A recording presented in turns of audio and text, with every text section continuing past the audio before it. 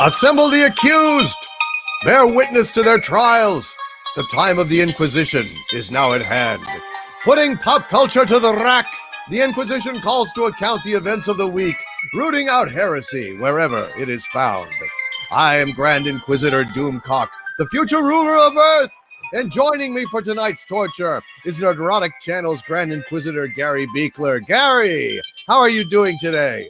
Tonight. I am doing, it's today somewhere, and it's tonight right here. I am doing great. I mean, I really love two of my favorite franchises being considerate enough to fail together to save us all time. So we don't have to, spread this out over the year. We can just get it out of the way. Star Wars is done, and, they've turned the page, and now we can do this with Star Trek and Doctor Who together. It's convenient when ordering flowers and, wake invitations and shit like that. This is very efficient, and I really appreciate it. Thanks a lot. Thanks, CBS. Thank you. Thank you, BBC. My God, the writing has been stunning and brave, hasn't it? Oh, it's been just awful. I don't even know. Honest to God, I have so many issues with this episode, even beyond the usual issues of canon and how horrible it is with the character. It's just plain nonsensical and boring. I mean, they actually made action scenes boring. I was so just fucking like lethargic and I felt like my energy was being sapped and sucked through the television, because honestly, was there any point where we were honestly supposed to care about anything in this episode? What I mean, we'll get down to the nitty gritty of the things that didn't make sense to me, but what is the point of any of this now? It's just setting up scenarios so they can get to their big shock scene. So it's Mystery Box Who, which quite frankly Moffat did too. We're not going to lie about that. But he had a story getting us there. You know what I mean? And Moffat is too scattered in ADHD as a writer. I mean, he turned Doctor Who into a, spastic, timey-wimey, running around constantly like a chicken with your head cut off kind of narrative. Like it's a kid story. Really, honestly, Moffat wrote like it was like a kid. Like, and then this happened, and then this happened, and whoa, and then this happened, and this happened, and this happened. And he's like omitting why we should care. Davies was the guy. Davies was the guy that knew how to write, how to wrap you up in a narrative, make you care, have rhythms to the story, not just endless boo boo boo boo boo boo boo boo boo boo boo, just running around like a fucking kid, that needs some damn Ritalin or something. We talked about it earlier. Moffat was very good at the singular episode. He's really good at that was the frustrating thing about him, because he would make you care about characters. Like he would set up things that sounded really cool. He just couldn't pay anything off, like nothing. No, well, under Davies. Yep. I mean, he wrote some of the best episodes under Russell T. Davies. Yeah, but those two worked really well together. They worked very well, but then when he had control, it's just like, wee! Let's just run around. Bow ties are cool, fezzes are cool, blah blah blah. And then we didn't even know how bad it could get till Clara came, and then oh man, it took a whole other level of suck. Right up there was, I mean, I almost said right up there with Star Trek Discovery, but I have to say, I think Clara is the most annoying fucking character on any of the shows. I mean, she's right up there with Mikey Spock. She's neck and neck with Mike. She drove me away from Doctor Who, and a lot of other Clara people drove me away from Doctor Who. And I would compare her to the current companions, but they don't say enough. I mean, they don't actually have enough control over the episode. They're just backdrop to react to the Doctor, and just boring. They've been split up the last two episodes, and the Doctor was barely in this episode. And listen, they are trying. I mean, they are trying to be better. This season is better in some ways than last season, but at least last season, in its it was pathetic, but they didn't like destroy any canon. They didn't try anything bold.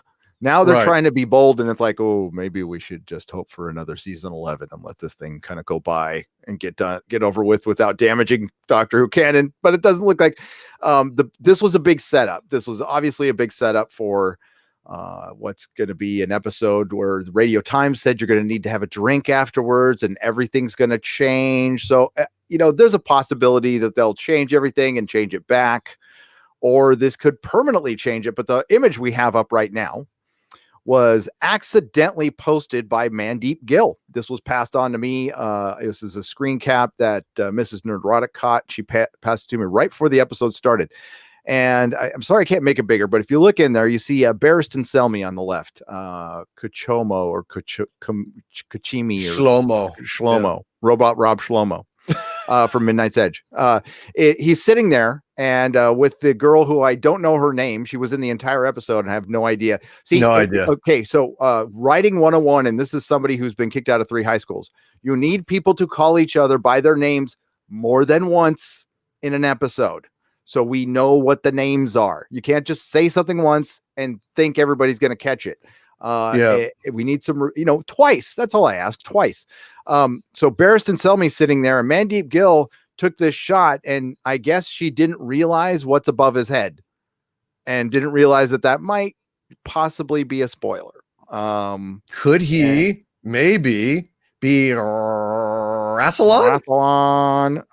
Yeah. So does that mean that Timmy was Rassilon somehow? Timmy that got shot and fell off a cliff, and then somehow, for some weird reason, they grab him after he retires and they drag him in the chair and they make him go, ah! That's what was that? Okay, I don't know. I'm thinking it was a Time Lord of some kind. At first, I thought it was going to be like some prototype Cyberman, and then a Time Lord, because it healed, but we don't know. So they had this whole flashback interconnected with the episode, and it wasn't connected to the episode at all. I mean, like it was random, and you would think they would have given us something, but that's Chibnall's writing. This is the fatal flaw with his writing. No matter, forget like you said, forget the canon, forget the identity politics. Just let's talk about this as an episode. Yes. His biggest problem is he'll set stuff up and like Stephen Moffat, he can't pay anything off. But unlike Stephen Moffat, he can't characterize at all. I do not give a crap about anybody in the show. And then he sets up action scenes with actors who just cannot. They weren't capable of selling it, and it looks like a high school drama being played out, a bad fanfic. It was embarrassing. I know that the bad guys have to miss when they are shooting at the good guys, but when you have them just standing there like yelling at each other, get on the ship, close the door, no, you get on I don't know what the fuck that was, but they're just pew pew pew pew pew pew pew pew pew pew, miss, and then you've got all the Cybermen drones like pew pew pew, missing. I mean, my God, man, you can only do that for 1 or 2 shots, and then you start to think maybe these computers, these targeting chips in their heads, maybe they shouldn't have gone back in time to 1974 Radio Shack to get them, because it just something's wrong there. Something's really wrong. It is. We've got better drones today, man. I love how when something played out on screen, it's like the cyber drones were coming. It's the cyber drones. And then they started firing. They're firing at us. And then they start targeting the defenses. They're targeting our defenses. It's like, oh my God, if the actors weren't telling me what was going on the screen, I wouldn't know. But they won't call each other by their fracking names. No, I have no idea what they were named, and I don't care enough to look in the credits or look it up on IMDb. I just don't care. And this whole thing was terrible. Why is this Cyberman so important? Well, according to the story, he volunteered to be a Cyberman, and then they rejected him. And now we'll get to some leaks that our good friend Noel at the TARDIS Zone put up on Twitter. But do you shout out to Noel, by the way. Mandeep messed up here? Oh, I totally. Yeah, she deleted it according to this. Yeah, I think it's simply the Rassilon symbol, and I think she probably didn't even know what that was. So she didn't think it was a big deal, and she didn't realize that was like hanging there in the background. And they go, "Mandeep, that's the seal of Well, Rassilon shit, above his head." That's kind of a big spoiler. To quote the immortal Barry Manilow, "Oh, Mandeep, it was lame, but you came and you posted." Barry, well sung, sir. Oh, Mandeep, I couldn't resist. Well, Mandy, oh my God, there's a parody right there. Oh, Mandeep. Yeah, so they done screwed up maybe, and there's some leaks. We're going to talk about it again. They're from Noel, and Noel wanted us to shout something out, which I'll do later, and I do have to shout out a couple of things a little later, including Space Command is got another crowdfunder set up, and I interviewed Mark Zickery, and I'll give you guys that information later in the episode. And that interview should come out tomorrow or Tuesday. It was supposed to come out Saturday, but just until the 30-hour day gets invented, I don't think it's going to happen. It's just been crazy. And yeah, those leaks are going to be interesting. We're also going to discuss Star Trek Picard, of course. I believe this is the episode. Listen, I haven't liked them, but they haven't been like horrifically Star Trek Discovery bad. They've just been garden variety bad to me. This last episode was just completely off the cliff. I mean, just drove it right off the cliff. As whatever hope I had was gone, which was not much, to be honest with you. But it was just terrible. And there might be some good news. This might be the only time we've ever prayed for a writer's strike. Make it stop. Make them stop. May 1st. So that is not far away, folks. We are a little over 2 months away from scripted television coming to a halt. As far as if stuff that's in production now is fine. But come May 1st, if you're in production and you need to change something on the script, I don't exactly know what the rules are, but I'm guessing you can't write anything during a writer's strike. No. Unfortunately for us, Star Trek is the one production on television that will be immune to the writer's strike since they don't have any writers. So they were looking ahead right there, weren't they? They were like the writer's strike. Hey, man, we can beat this writer's strike thing if we just don't employ any writers at all. There we go. It's brilliant. And like the Writers Guild can't like sue them. They like the defense in court would be just to show a fucking episode, and they'd be like, "You're right. You're right. They're fine. Yeah, that's it. We don't. Okay, fair enough." Because they suck. Because they're the worst fucking writers I think I've ever seen in my life. For God's sakes. And the BBC stinks. I mean, don't get me wrong. I don't want to insult any, of my fellow Doctor Who fans. These are terrible scripts, but there's nothing quite like the just rapid fire stupidity of a Star Trek Discovery script and a Star Trek Picard script. Talk about ugly, stupid, canon violating, intellect defiling. It's just the worst shit I've ever seen. I'm not arguing with you at all. It's just been God. I have to go back and watch my tonight. I've got to watch a good episode of Doctor Who, and now I have to do it with TNG or some kind of Star Trek. I usually watch the original series. Come on, that's the one I go back to the most. But that's right. Damn it. But let's welcome some people here. We got Captain Robert April. Hail, my friend. Nitram, Marco Antonio, Cheka Funke, DW, Moons of Madness, Mark Lorzeth and his wrench, the last king of Scotland. Hail the last king of Scotland. Michael Stanbridge, tech guy, Hecate's daughter, Caldenza, Cardinal Sin, Darth Cisco, Ice Machine 79, Jeff Soul, Dick 435, because the other 434 were taken.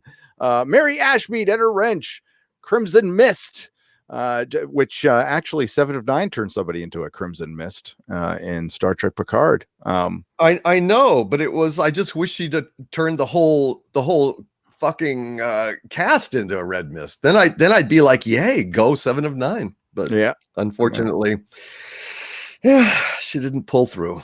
She didn't. Les Brewer, Little Poet Boy, Rich Millicey, Rage Face, Donnie Pearson, Nick Palmi. Oh my God, I'm going to get this right. Palmisano. Thank you. Ryan Griffiths, JB, and Biff Bamboo. Biff Bamboo. Say that 20 times. I love that. Biff Bamboo is a great name. Too. I do. Okay. So we're Doctor Who. And again, I was actually expecting major canon violations this episode. And like, oh, of course, they're going to just do them all at the end of the next episode. They're just going to fill it full of running around. And it was just random action scenes put together. We didn't know any of the new characters. There was a couple of cowardly dudes, of course. And the fam split up from the Doctor and Ryan. Ryan is forgettable in every episode. Yaz actually was put in charge at some point. Graham is, I mean, the one good character has been reduced to nothing now. And yeah, really, I'm just thankful it's almost over. And then there's another 16-month wait. Supposedly they're gonna Chibnall is coming back. I mean, I don't know. It's weird to me that they announced that again, because they just announced that a month ago and people are acting like it's new news. Chibnall said he was coming back for a new season, but they recently came out. It's almost like they're trying to signal boost it a little bit. Mm-hmm. But yeah, they already announced all that they're coming back and they're going to do another season. And okay, great. Excuse me, they're going to do another season. Yes. Oh, yeah. Oh, yeah. No, season. Yeah. And we'll see how long it is. We'll see if it's actually 10 episodes or if it's a bunch of specials. But I think it's pretty clear that they'll do 3. They'll probably bounce, and then who knows what happens. I mean, wouldn't it suck if it gets canceled right before its 60th anniversary? I don't think they'll do that. Well, how are they going to avoid it? I don't know. I mean, this thing is a loser. I mean, they like at the end of this, they said the final episode of the season that changed everything. And I say, well, at least that's true. I mean, when you lose almost 2/3 of your audience, that is a change. That did change a lot. Yes. So losing almost 2/3 of your audience, that'll do it. Well, I mean, remind me, it's on the tip of my tongue here, Doomcock. There was a franchise recently that was having a lot of trouble, so they decided to be bombastic about it and end the Skywalker saga. That was it. End the Skywalker saga. That's it. That's right. They just said, hey, they were like Skywalker Nazis. No Skywalker for you. Exactly. Like on Seinfeld. No Skywalker for you. You like the Skywalker? No Skywalker for you. All you get is Palpatine, pal. Palpatine. That's it. That was what the thing was about all along, and that's what you're going to have to shove down your throat. And even shills like Scott Mendelson have had to say, I think Star Wars may be irreparably damaged. Yep. Well, his spin was wrong, but I mean, in a very strange way, Disney did bring a large portion of the fandom back together again in loathing. That's right. Even the shills are kind of throwing down, I got nothing. I don't know what to say. It sucks. Well, they just go, well, The Last Jedi was a piece of art, and they went away with what was real Star Wars. And it just makes you.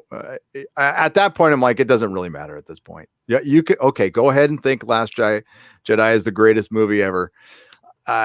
We can all agree it's destroyed, and you can sit there and think it's because of the fall of Skywalker. I think it's all 3 of them. Personally, so I think it was The Force Awakens, The Last Jedi, and The Fall of Skywalker, and that's it, and it's done. And you got Mandalorian and Baby Yoda, and Juan Solo, Cassian Andor, was put on hold. Maybe do we know if that's confirmed or not? I know I haven't got it confirmed. Yeah, but I wouldn't be surprised. I mean, shit, if they'll do that to Obi-Wan, they'd do it twice to Castor Andor or whatever his name. Yeah, I mean, come on, they did that to Obi-Wan. Shoot, anything's up for grabs at this point. They're probably going to put a halt to everything, probably until Kathleen Kennedy's gone. You know, I think they just don't want any more of this shit. She's done enough damage. You know, if there's any truth to the rumors that she's out, but it seems like, or not entirely out, but you know what I'm saying? Like, you know, dead franchise walking, you know, dead producer walking, you know, not stripped of power, stripped of authority, just waiting for the right time to just fucking, you know, get out of here. But she ain't coming back again no more. You know what I mean? Oh God, no. if Kevin Feige says he wants Star Wars, he's going to get Star Wars. And I think he said he wanted Star Wars. I pointed out before. Now you had the rumor that Kathleen Kennedy was possibly, and again, rumor, right? Banned from the set. Banned from the set. I was informed of this by someone with direct knowledge of the production. I'll just say that. I mean, I could be more specific, but I can't. You know what I mean? But I mean, it wasn't like, you know, it's somebody that, and it doesn't have any like reason to lie to me or anything. But, you know, take it with a grain of salt. It's just a rumor. It also could be that the original, you know, source of the information misunderstood. You know, it could be a misinterpretation. God knows. I mean, look, I just go ahead and say these things because they come to me. They're interesting. And some people may take some hope from them, but I don't know for sure. We won't know for sure for a while. Yeah, I whether she visits it or not, I don't believe she has any influence on it. At all. No. So that's the important part. And I told the story on Friday that you know, that's not unheard of. Now, I was at Tesla, but we had a guy who was third in charge, and he wasn't allowed in parts of the factory after he got in trouble. And he had to write out his contract, and then when he was done, they canned him publicly. But there was parts that he was persona non grata in the areas that he was supervising, so he wasn't allowed to go there. He was allowed to go everywhere else that he didn't have any power, but where he had power, he wasn't allowed to go. So that happens. I mean, it's a real thing. And Jeremy pointed out Peter's being banned from the set by Nolan, but I mean, that's just common sense, to be honest with you. You know, Nolan and right. didn't help, but you know, so I think Star Wars is, I mean, it's just boring. I mean, I think it's going to be boring. You know, Mandalorian, if it gets people excited, good. I mean, if you guys like it, awesome. That's great. I'm happy for you. It's not terrible. And I think it might be a step in the right direction, and it's going to take them years to rebuild this. If they can. And it'll never be the same. No. It can never be the same. I mean, too many people have said we're walking away, never again. You know, now there's ill will in a franchise that really didn't have that level of hatred. I mean, honestly, even during the, you know, prequel era, when fans were bitterly divided, bitterly unhappy, but it still wasn't this level of ultimate animosity. It was a disappointment in the quality. It was a sense that Lucas had lost his way, rather than Lucas was deliberately, you know, sabotaging his own work to be a dick, or didn't want to, you know, didn't want to, you know, give fans acknowledgement or give fans what they wanted. I think George Lucas was accused of being misguided and screwing up, and not knowing what fans wanted, as opposed to Disney just fucking disregarding what fans want. And that's really what it was. They just completely wanted to jettison the fandom, and now they're paying the price for it. No, and the two things I'll agree with Scotty Mendelson on completely is they will no longer have a $2 billion movie. That's not they're going to have to lower their goals now. And, you know, and a $1 billion movie, sure, maybe, but I think it might be, you know, less than, I don't know. It was pretty easy to hit $1 billion these days in the movie theater, but well, without China. It's going to be tough. It's going to be tough. And I don't believe.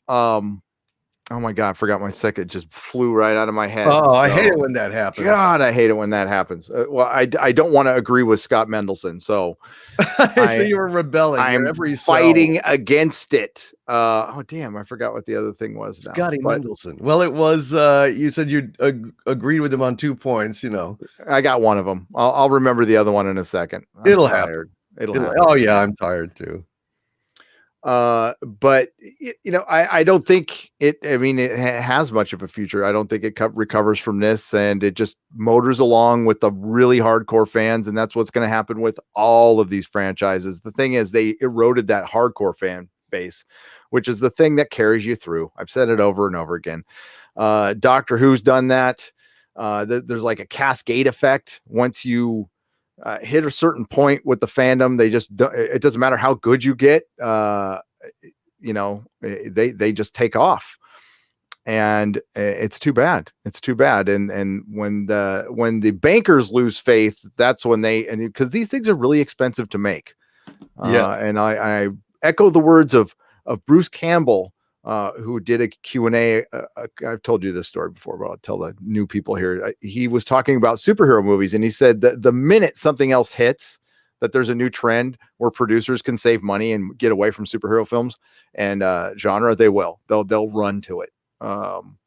You know, I bet you Hollywood longs for the days of the mid 90s when it was all about the independent films. They were just dying for the, you know, that's when they were. And look at massive profits. I mean, we got really great, great movies. Look at Pulp Fiction. You know, look that started the whole craze. I mean, the Miramax stuff. Say what you will about Harvey Weinstein. I mean, he knew how to make movies, and you know, I think they didn't need to throw away, you know, making good movies along with you know, the patriarchy or whatever. I wish that they had retained. I wish they could have like split them in two, like with a transporter accident with Kirk and the evil Captain Kirk. They could have split Harvey Weinstein into womanizing son of a bitch, and then the guy that can actually make great indie movies. That would have been handy. Yep, I just remembered what it was. Okay, so and they should have taken. I mean, if they really wanted to get it right, just taken all the time you needed. Tell the actors, hey, you're on Star Wars. So we need another year. And that, I mean, how many times could that have helped films? They get so dead set on these release dates, and you got to think if it's a movie, it's like clickbait. It's like a clickbait, you know, video. You got to get it out a certain amount of time, and you got to bring the people in. And that's what all Star Wars was like true clickbait, you know, Rise of Skywalker. And it was actually the, you know, Rise of Palpatine. That's what you call clickbait. There was no real Skywalkers there. They had to make up a name at the end. It was ridiculous. But if they would have taken another year, maybe they could have gotten something more coherent. Oh, maybe if they got a new director too, that would probably have helped. I've never seen anything very coherent from Jar Jar Abrams, but it could have happened. You never know. And yeah, you know, Game of Thrones. Crap. Game of Thrones had added a couple more seasons and got new showrunners. It might have been saved. And you know, they're really, and you know, you hear, we can't do this. We can't do this. Well, I mean, you really want to make money off these things off the back end forever. That's why you invested in Star Wars and you built up this Game of Thrones. That's the biggest waste of all time right there. Game of Thrones is the biggest waste of all time because its legacy is dead as far as television is concerned. Who the hell could watch it anymore? Yeah. Who could watch it? I have no idea. I have no interest whatsoever in ever revisiting that universe. No. I still am angry. I was out goofing around looking at toys this weekend, and I saw a big like ice spider. It was just like one of these shilling you know, figures or something, and it just made me mad all over again because I was promised ice spiders the size of hounds that were running through the streets with the Night King. I thought all sorts of fucking chaos and damage and monstrosities. We didn't get anything. We got one lousy episode in the dark, and then Arya like just gets a lucky hit on the guy, and that's it. Ta-da! That's it. All the fucking Dothraki, what did they come to? Nothing. It was completely pointless, dude. They lit their swords and ran off to oblivion, got extinguished. That was it. So much for them. I mean, it was painful. It was God, okay. what? Two episodes of people walking to a castle. Then they have a battle, and then the survivors spend another episode walking to another castle, and then they kill each other, and then they walk back to their respective castles at the end. That's Game of Thrones season 8. And a bunch of people lived. And the Night King was he was the night bed nurse. He was the night wet nurse. He was the night porter. Chambermaid. Yeah, night porter. He was the chamber pot. Yeah, the night chamber pot. He was the night chamber pot. He was just there to be used by the necessities of the plot. That's why he was there. If they are smart, which I doubt they are, this prequel that's coming out, I would make this a reboot. I would absolutely have it set in the book universe. I honestly just start over. I mean, it's a prequel anyway, so you can start over. Because when you do prequels to something that had a bad ending, you're just leading up to something you don't give a crap about. So, and they're investing so much money into this prequel, and they've already canned one. They've already burned a bunch of money. How bad that I wish I could see that pilot. I heard it's awful. I heard it's so bad. I heard it's like super woke Game of Thrones. No shit. Yeah, I heard it's like Downton Abbey woke Game of Thrones. and we'll never see it. They just canceled it. No, we'll never see it. God, will somebody leak it? That would be perfect. I don't know. My HBO people have been spot on. I haven't run with any of the rumors, but maybe I should.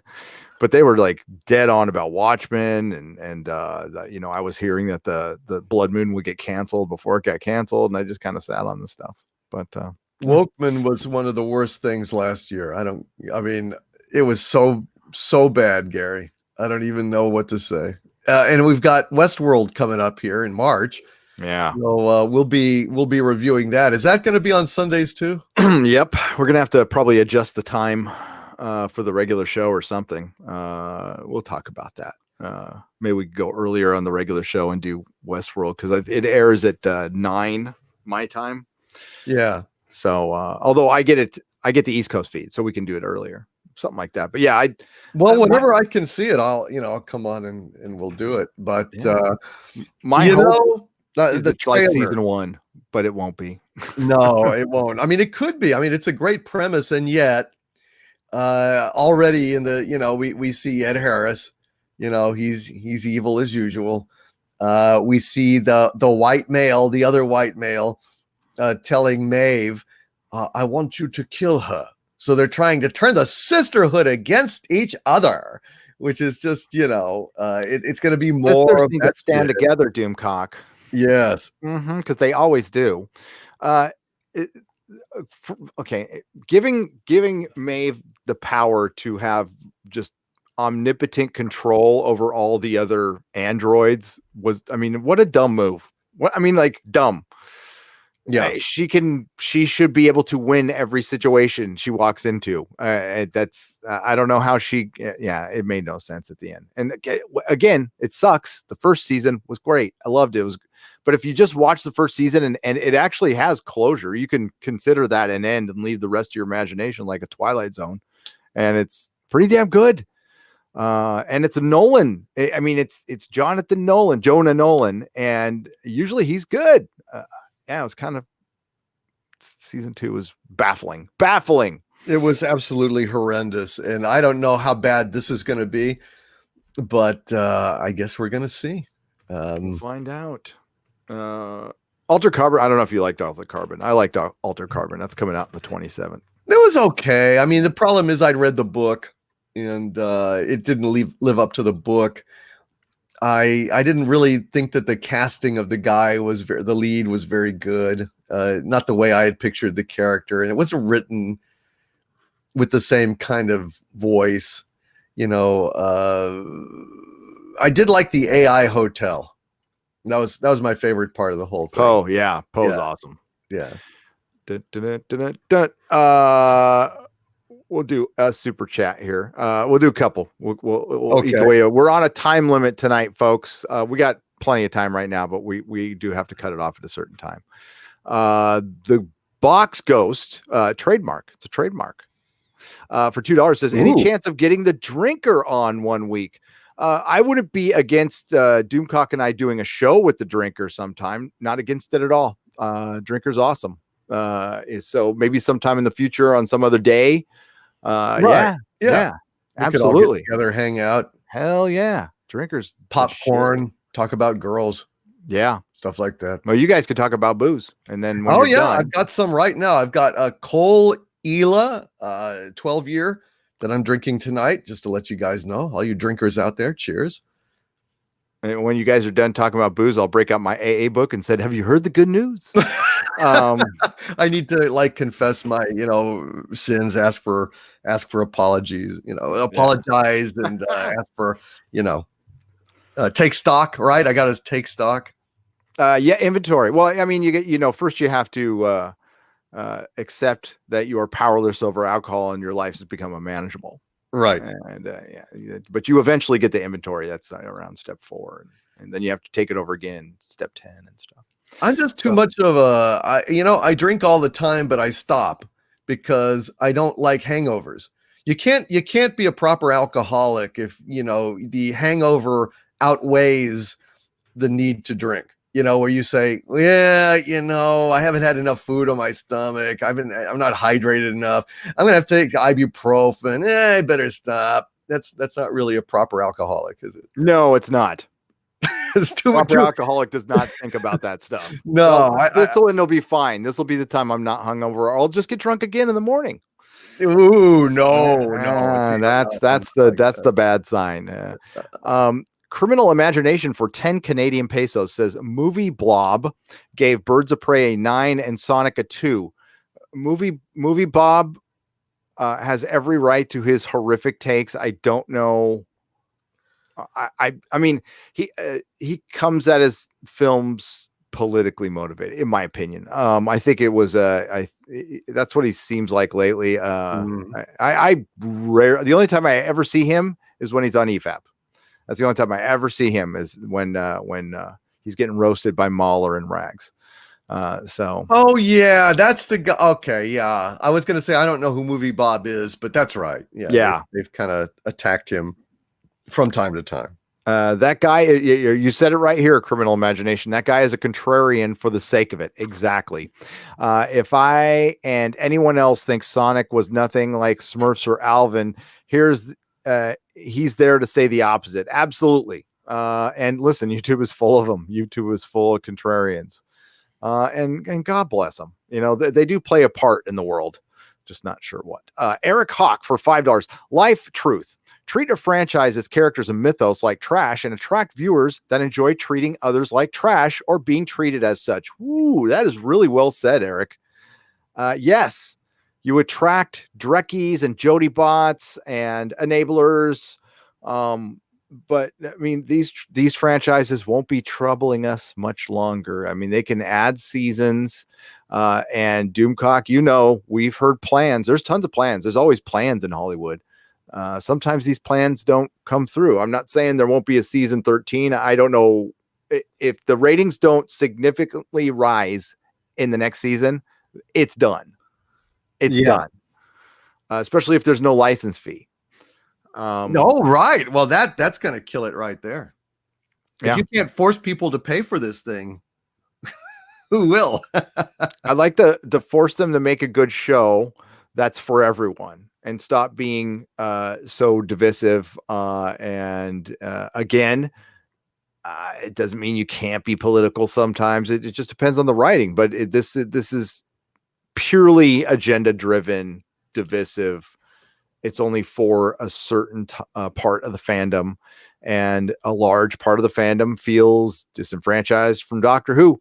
That's why people, watch, yours truly and Bulls Trek and Doomcock and everybody else. We just turn on our mics and our cameras, and YouTube puts out not as much as the recommendations, and people come. It's not. This isn't anything new. I don't know. I'm sorry if I have to say this out loud. I'm kind of responding to people who will be in the chat. Most of you know this. Doomcock knows this. But what we do is nothing new. It's just on YouTube, and it's just, it's just fans doing this now, and not quote unquote so-called professionals, which I'm having a hard time not laughing saying that. This has been done in talk radio. This has been done in media. It's currently being done in late night television all the time. We're just opinionating. That's it. And we try to do it with a little flair and a little entertainment, and you be the judge of whether we pull that off or not. But people calling just what would I read today from a Jeremy tweet? Clickbait epidemic. It's an epidemic.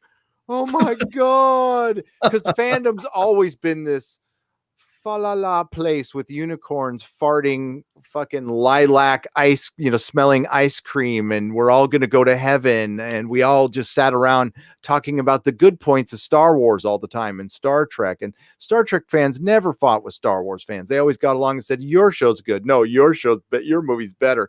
No, we've never got along. It's always been like this. But it was Marvel versus DC. It was a lot more innocent than it is now. And it's because it became the big thing. It got invaded by the normies. And frankly, there's certain parts of our of fandom that probably should have stayed niche. Raylos, stuff like that, Yeah. And maybe even comic books, there's big news. Dan Didio got fired.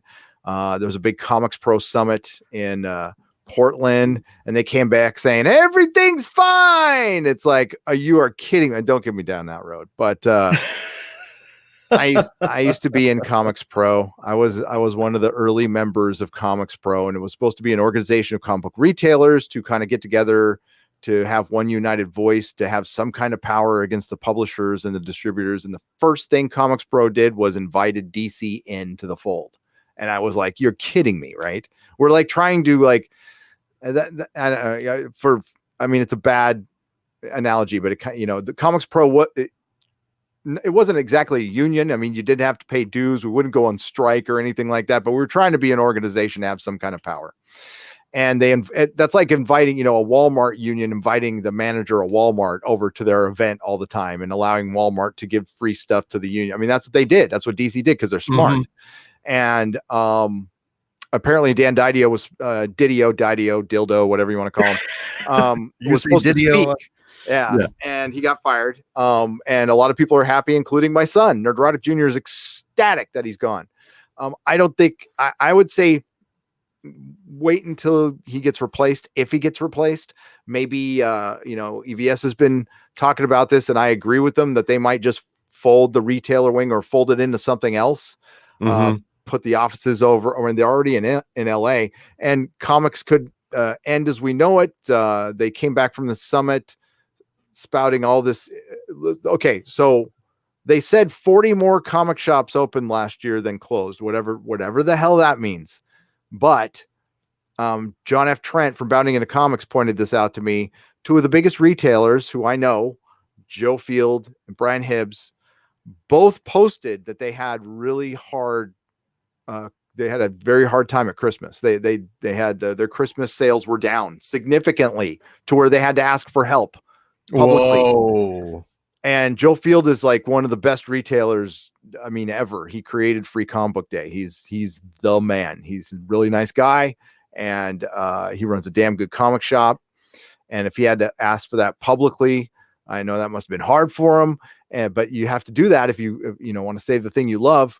Now, he didn't say he was closing. He was saying I might have to go to a different location and downsize. This is a strong store, though. So that's an indicator. So everything is not fine. And this is a result of filling your entertainment with identity politics. This is the direct result. Now, things were hard anyway. Okay. It's not the only thing that's killing comics, but it didn't need it. You don't need to be alienating fans at any point. And Doctor Who can't afford it now. Star Trek can't afford it now. Real quick. So I'm working on my Star Trek Picard review, and this is all connected, by the way.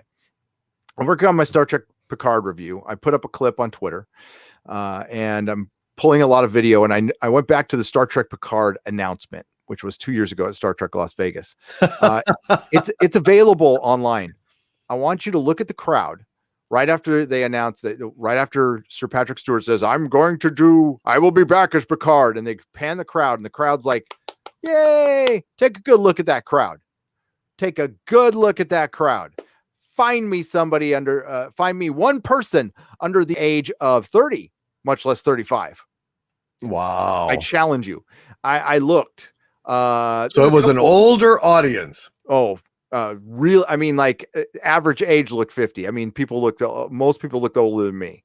Mm-hmm. And I'm old. So, and I noticed that when I was there, a couple people doubted me on that, but I'm like, no, I was there all 4 days, average age 35, 40. I mean, it's aging out. Comics are aging out. Star Wars is aging out. Doctor Who had a bunch of youngsters, lost them immediately. So you got to think about legacy with this. And that goes back to Star Wars, Star Trek, Doctor Who. When you make these decisions to alienate fans because you're following some current trend, and that's all this really is just following the times to be relevant, your legacy, you kill your legacy. And they used to care about this stuff, and they don't anymore. Well, let me just, can I just take a moment to address Absolutely CBS?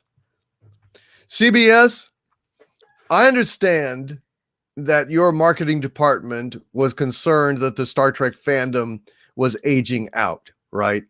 So you thought, well, let's go for a different audience. You wanted to go ahead and go for a youthful audience, or au courant audience that would kind of buy into this brutal, stupid, ugly bullshit. But let me tell you, I'm not a marketing genius. I didn't go to business school, but I do know this. The way to have extended the life of Star Trek was not to discard your audience. The way to extend the life of Star Trek was to do a show that would have a combination of old and new, so that it would still appeal to Star Trek fans, but make those Star Trek fans invite their children and their grandchildren to watch with them, to make it an actual cool family show like the original Star Trek was, instead of saying fuck all the time and ripping people's eyeballs out and having a severed baby head on the goddamn screen. Because no family is going to want to go ahead and subject their kids to that trash. So you blew it. You blew it. The marketing department blew it. Whoever it was that thought, oh, we're just going to totally discard the old fans in favor of the new. What new fans? Where are they? Where are they? Legions of brain dead idiots out there. That's what you've got now. You've got the people that watch it while they're tweeting on the phone, and they only look up when there's an explosion or an F-bomb or something, that they chuckle and go back to their fucking tweeting. They're not fans. That's why you have no licensees, because nobody wants to buy your garbage. You have screwed yourselves. You have destroyed Star Trek because you wouldn't dance with who brung you. Because you listened to guys like Kurtzman and Bad Robot that said, we're going to do a new, hip, modern Game of Thrones in space Star Trek. How did that work out for you? How did that work out? I just want to say, cut through all the bullshit, okay? You go ahead and you look at your numbers and you look at your licensees, okay? You all say, oh, he's like only spreading rumors and stuff. Okay, go ahead and ignore all of that. You go to your vault, your gold vault, and you look at it, you see how much Star Trek gold you've got. And if you've got a whole fistful of great Star Trek gold, and you've got licensees out the ass that we just don't somehow know about, and you really do have 8 million people watching Star Trek, which is absolutely absurd.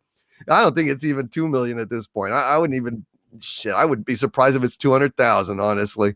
I don't know though, but look in your souls, look in your bank accounts, look in your ledgers. And you Be honest with yourself. Is Star Trek a hit or is it dead? Because I tell you what, if you'd have just made it a family show, quality, something crafted with love that is respectful of the old and accommodating to the new, introduce some new elements to it. You know, you could go ahead and have whatever your marketing department feels will attract young adults. Fine, whatever. But don't jettison your old fans, because now you have no fans. That's where you are. Absolutely. Well said. I mean, Jesus Christ, include people, don't exclude people. All of these companies are excluding people, Gary. Yep. All of them. This movie isn't made for you, boomer. It isn't made for you, white males. The Force is female, blah, blah, blah, blah, blah. Okay, then don't bitch when we don't show up. And don't bitch when your goddamn productions are in the red. Yeah. But they will. But they will. I mean, we've already seen that with Birds of Prey. Well, it was men's fault until they came out with there was the fault of men. And they came out with the data. No, actually, mostly men watched it. You need to blame the women who didn't go, but they went and saw Aquaman. Wonder why. It's really well said, my friend. And it's just so obvious, dude. It's so obvious. I don't know. Why do we have to tell them this shit? That's why I don't. Well, I am not a marketing expert, but it just seems to me you're not going to get anywhere excluding the audience that has been faithful for fucking 50 years. And you may look out there and you may see a sea of faces that have got some wrinkles on them. But the answer is not to discard those people. The answer is to get those people to bring their families into it. Yeah. And you want many people as possible.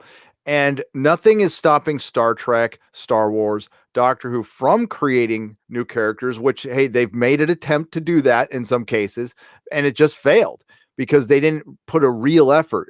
With Star Wars, they just, okay, we hired these 3 actors. One of them's a good actor, but you gave them nothing. There was no plan. In other cases, like with Marvel Comics, they're just swapping characters. In my 10 years of my store, working in San Francisco, take a drink, where in San Francisco. So it was, one of the most diverse places in the country.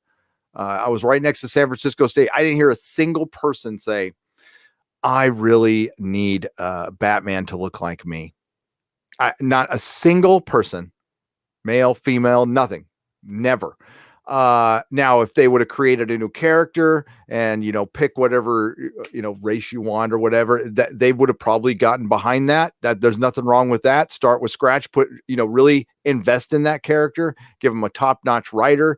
For example, it's a white guy, but Daredevil is a crappy character. They gave him the Frank Miller and he turned Daredevil into one of the best characters in comics. You can do the same thing. With Swamp Thing, they give it to Alan Moore, best character in comics. You can do this. Take the time, get a good enough person on it. Instead, they take, Jason Aaron, who was a pretty good writer, and they do female Thor. And it's like, why don't you just have him do a new character and make it part of the Marvel universe and really make it happen. Now, they tried that with Captain Marvel, and they gave it to the wrong writer. They gave it to somebody who was divisive, Kelly Thompson.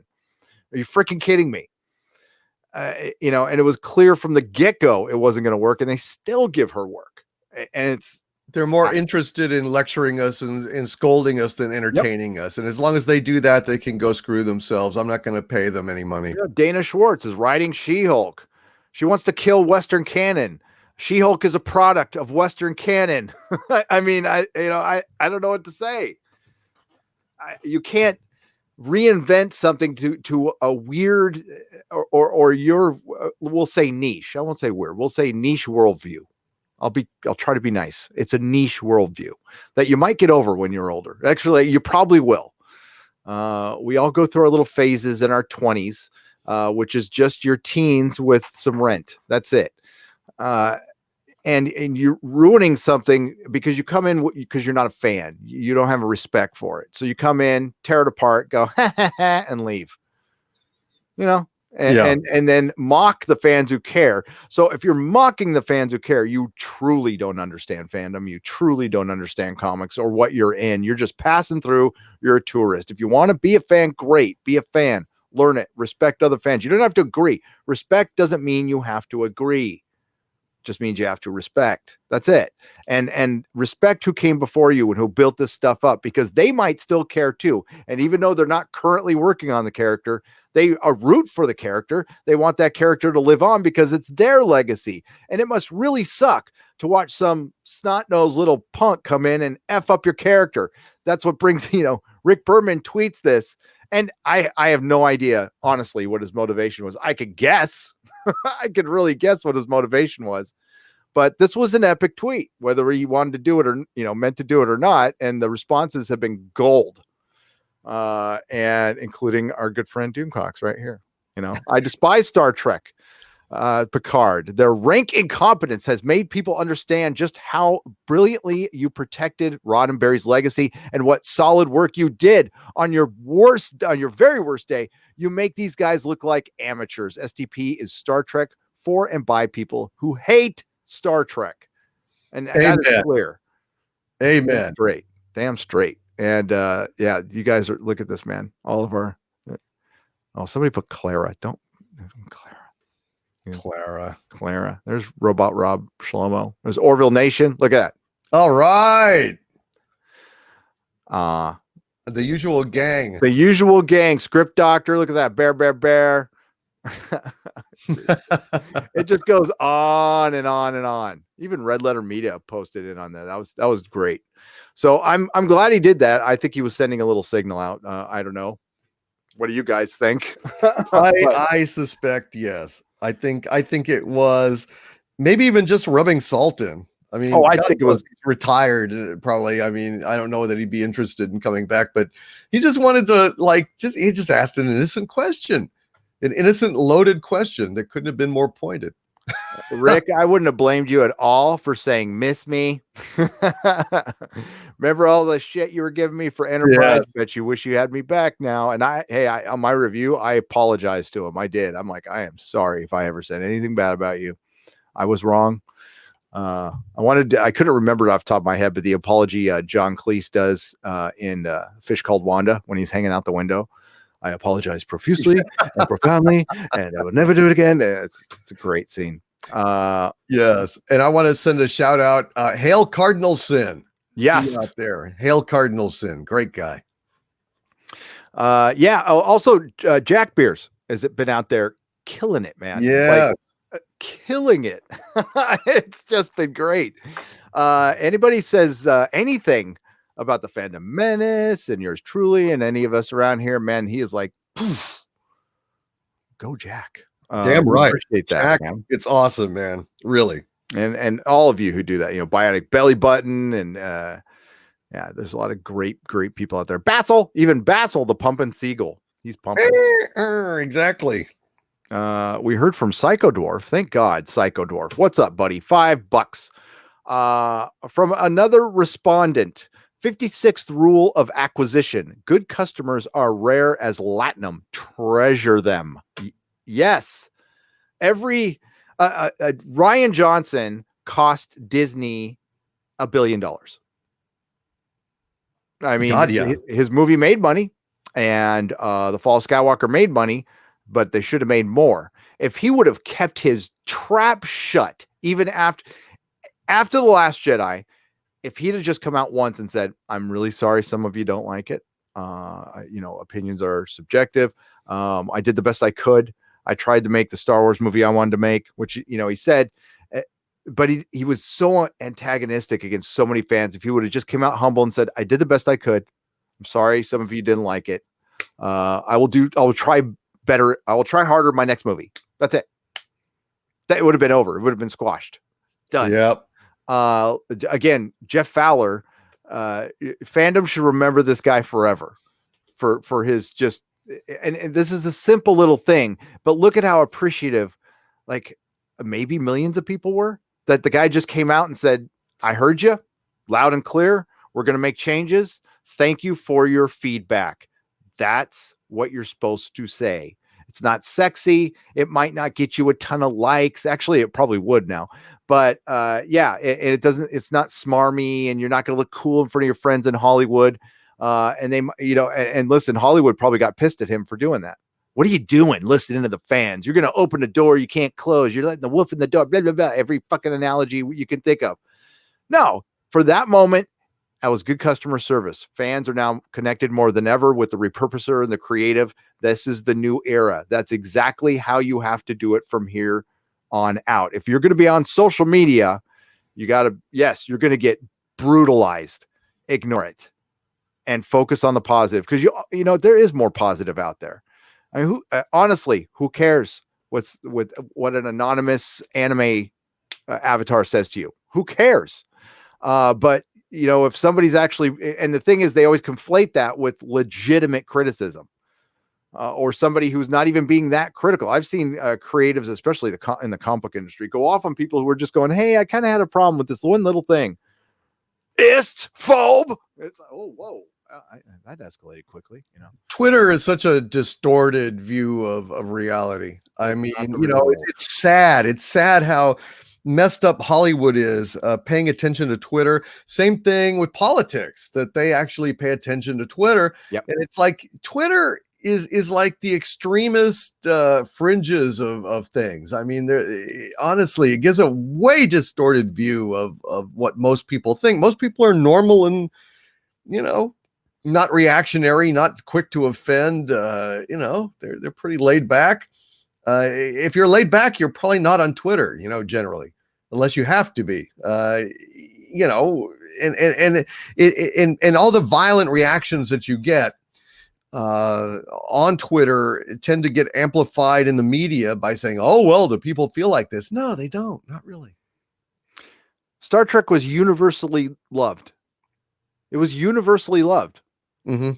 And that means that people from all sides liked it, and now they don't. There's a lot of people who feel alienated by it, and we got to stop ignoring this question. For one, I mean, the goalposts were always being moved. So first, you're seeing things. You're seeing ghosts. It's not there. It's not there. Though. So then people point it out.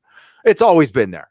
It's always been there. So it went from not being there to always being there. I don't know how. And then the latest one with Doctor Who is Doctor Who fans have always hated Doctor Who. Now, yes, they've always been vocal. That's called being fans. They always freak out every time there's a regeneration. That's part of the process. Usually 4, 5, 6 episodes into the new Doctor's first season, people are calming down, getting used to it, liking it, or they're out. That didn't happen with Doctor Who this time. It's not happening with Star Trek Picard. I've said it before. I've covered a lot of TV here. 4th episode, people are in and out of a TV series, of a new TV series. I don't know why. That seems to be and it just happened with the 4th and 5th episode of Star Trek Picard. And God, I lost track of how many murders. I tried to count how many people got killed in this episode. Yeah. None that mattered, none we cared about, none that were fully fleshed out. No real characters got harmed in the production of this this episode. But I mean, we and symbolically stretching out Star Trek on that slab and ripping its eye out, because that was actually a character from Voyager. Yep. Icheb, and it symbolically it was Star Trek writhing in pain as under the knife of Kurtzman and Chabot. I mean, just like the Vasquez rocks was a symbol that I could not get out of my head. They didn't even bother to symbolize it. Literally, it's right there. If they could have put Kirk on that table, they would have. Oh God, yes. Oh well, there's still time. There's still time. My God, I heard they put out a Star Trek Discovery promo. I haven't seen it though. It's like a poster of a ripped up flag or something like that, a Federation flag. Right. Well, they're going to destroy the Federation, destroy Starfleet. So get ready for that. I mean, it's like I've got the dope on the entire season, and it's bad. It's real bad. I imagine so. So is it a race to who can destroy the Federation first? Star Trek Picard or They're all working hand in hand. Yeah. Hand in hand. There is between Star Trek Discovery and Star Trek Picard, there is not even a crack through which sunlight could emerge. They are the same damn thing. And if you don't think that, you're crazy, or a Trekkie, one or the other. Trekkies are inherently crazy, but they're also, have bad taste as well on top of it. Or no taste at all. Exactly. Oh, here it is. Here it is. I was looking for it. Oh my God, for real. Oops, the target can't be found. Yeah, she's just holding a flag of some kind here. I will show it real quick.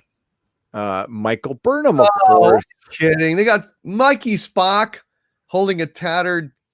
Yeah, right here on the right. Oh, fuck. No, that's not her, is it? Yeah, that's her. Oh, she got those extensions. She got extensions while she was waiting on the planet 900 years from now. Oh, are you fucking kidding me? Yeah. What was wrong with her Slim Jim haircut?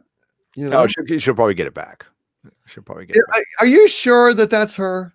Yeah. Doesn't look like her. It is.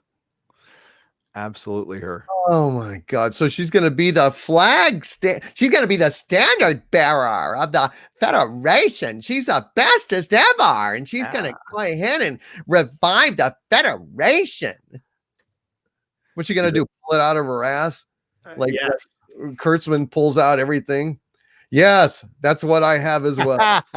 Own Mikey Spock action figure. Well, one of the most accurate action figures of all time, to be honest with you. It is. So let's get to some supers here, and then I guess we can talk about Picard. I mean, yeah, we. I know why that didn't come up. That was Daily Motion. What the hell? I don't want to pull that up. I really don't want to pull that up. Okay. So Zabe Denton for $2. A Doomcock in the hand is worth 2 in the bush. Well, yeah, but if there were 2 Doomcocks in the bush, then that would make me a Klingork. So no. Just for bush, please. Stupid. God, I hate that show so much. It makes my head want to explode, dude. It's coming out this year too, right? Star Trek Discovery is coming out this year. I mean, they already paid for the damn thing, so nothing can stop it now. But listen, I cannot believe that CBS is making money off this thing. I think they're hemorrhaging money, in my opinion. I can't see how it could be otherwise. Where's the buzz? Where's the trending? Where's the merchandise? Where's the enthusiasm? Where at the conventions are all the Star Trek Discovery costumes? Where the hell is it? There's nothing there. No. Even at and we've talked about that. Even at Star Trek Las Vegas, there wasn't. I thought there would be more than there was, and there wasn't a lot. And it's funny. One of the guys who was cosplaying in Discovery, in a Discovery outfit, like, I love your channel. I'm like, really nice guy. He dressed up as a real Klingon and looked amazing. So as a real Klingon, like not the Klingon, but as the real Klingons. Well, how was he a Discovery fan? He had this Discovery costume on first time I met him, and then he dressed up as a Klingon the next day. Okay. He was trying to unify the. Yeah, they're trying to cross the streams. It never works out. That's what the universal the thing I heard from everybody, and Tom and Rob can back this up. They were there. Is people want the fandom to get back together. They really don't like this split, and now we got a split in the split, and it's just a mess right now. And it's Alex Kurtzman. CBS has the power to change this. I would even be.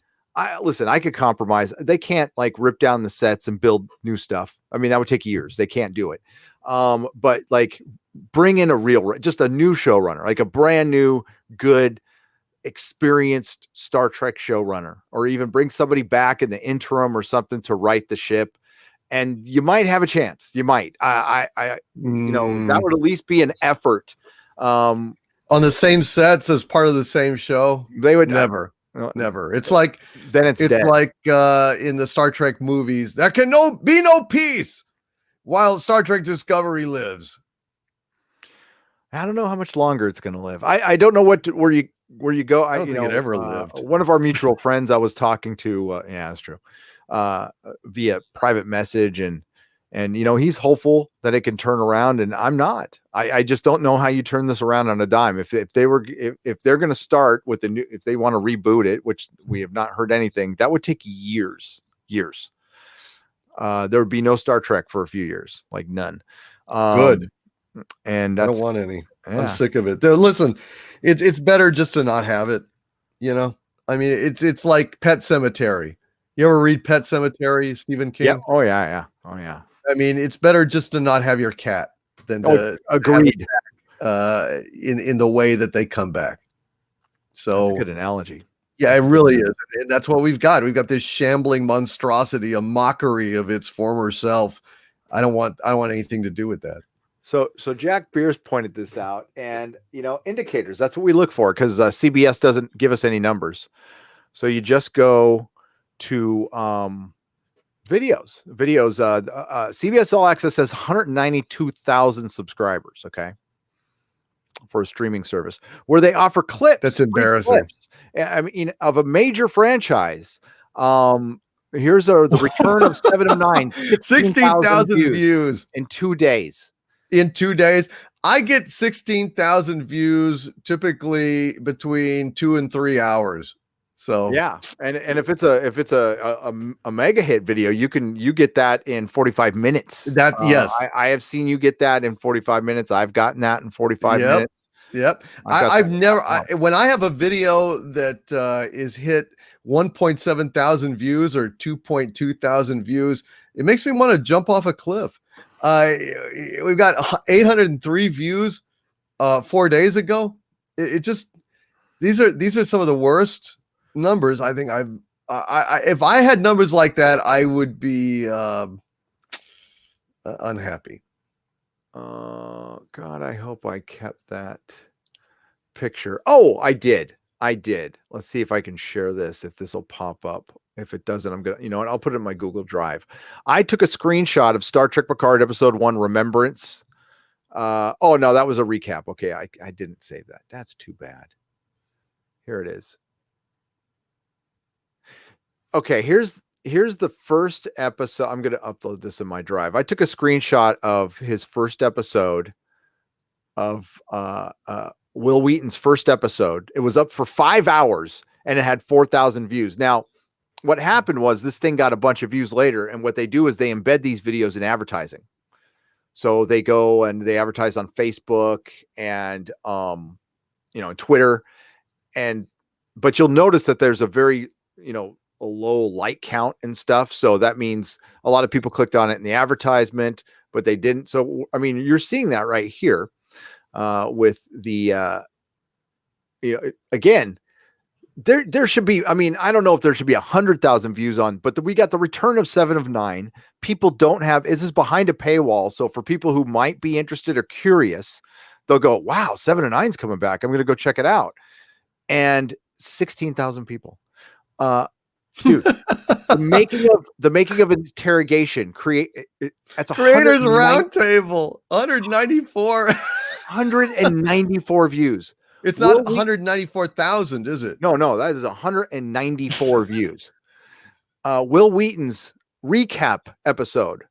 33,000 views.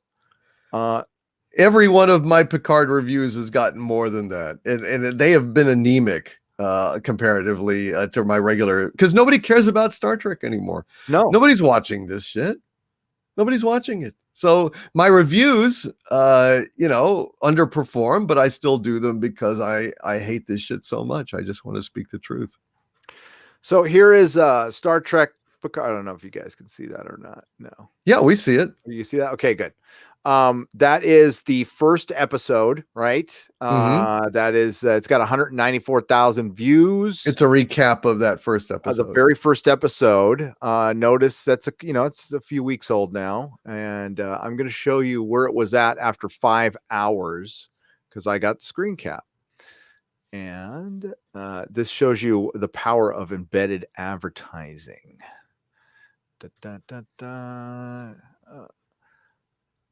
3,000 views in 5 hours. 5 hours. How? That's the same episode I'm showing you. So the first 5 hours. So if any other video for you and I, for any other YouTuber got 3.4 thousand views in 5 hours, it would top out. It would top out at maybe 20,000 views. There's no way in God's green earth you would get 192,000 views. No way. It is manufactured. That shit is manufactured. So even at 192,000 views, that's pretty sad for being Will Wheaton doing a recap of Star Wars or Star Trek.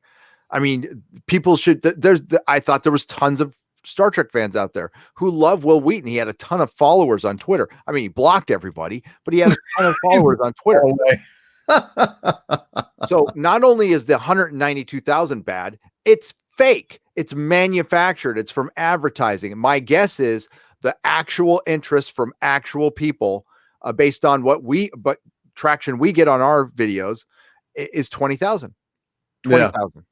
Yeah, I wouldn't be surprised. I mean, even if they didn't doctor it, what it is that Picard, when the first episode came on, there was enormous amount of curiosity, optimism, even by people that had been burned by Star Trek Discovery.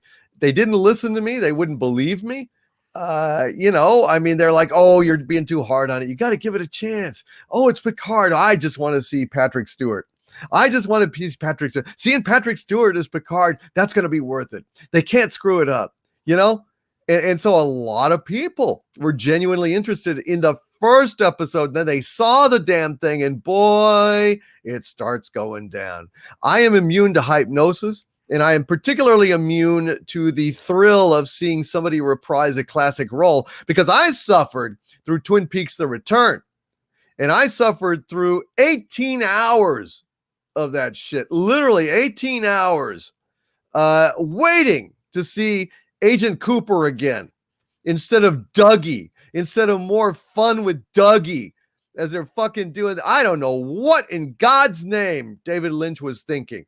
Watching a guy with a broom sweep the bar, literally in one shot, for about 2 minutes and 25 seconds of Green Onions. They just played that and showed him sweeping the floor. So I know that seeing a guy reprise his classic role that you loved, decades ago, does not equate necessarily to a success.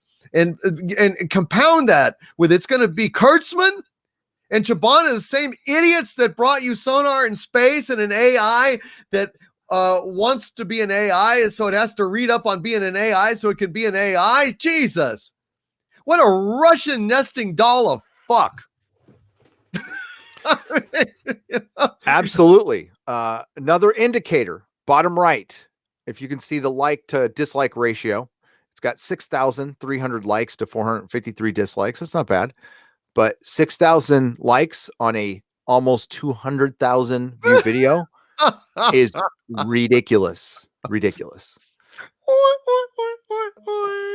So that means the vast majority of people who watch this video weren't watching it on YouTube. And so that Picard episode that had how many, 3 million views, 2 million views? Right. I have a screenshot of that somewhere. Its first 5 hours, it only had like 16,000 views. Are you serious? Yep. So then that means that was artificial, because if you only get 16,000 in the first hour or so, you're not going to hit. You're not getting millions. No, hell no. I mean, no. Videos can take off later. It's rare, not to that extent. Oh, that's like finding a unicorn. It's happened to me twice in my 6 years on YouTube. So it's so, I mean, I question if CBS wants to prove us all wrong. We say it every week. Show us the numbers. Dude, I'll shut up. I mean, I probably wouldn't trust your numbers, but to be honest with you, and Parrot Analytics out there is trying to say this is the 4th most popular show, and they also say more people watch The Mandalorian and Witcher. You've all heard my argument on that one. That is total horse shit. Mandalorian's good, but it's on a streaming service with 30 million subscribers, and I don't know if that's entirely true. I saw a big Verizon booth in front of my Pete's Coffee yesterday, Doomcock, that had a big sign that says Disney Plus for free. We give away Disney Plus for free with Verizon. Wow. Well, that might explain certain numbers. Yep. I mean, I haven't gotten Disney Plus because I don't, I mean,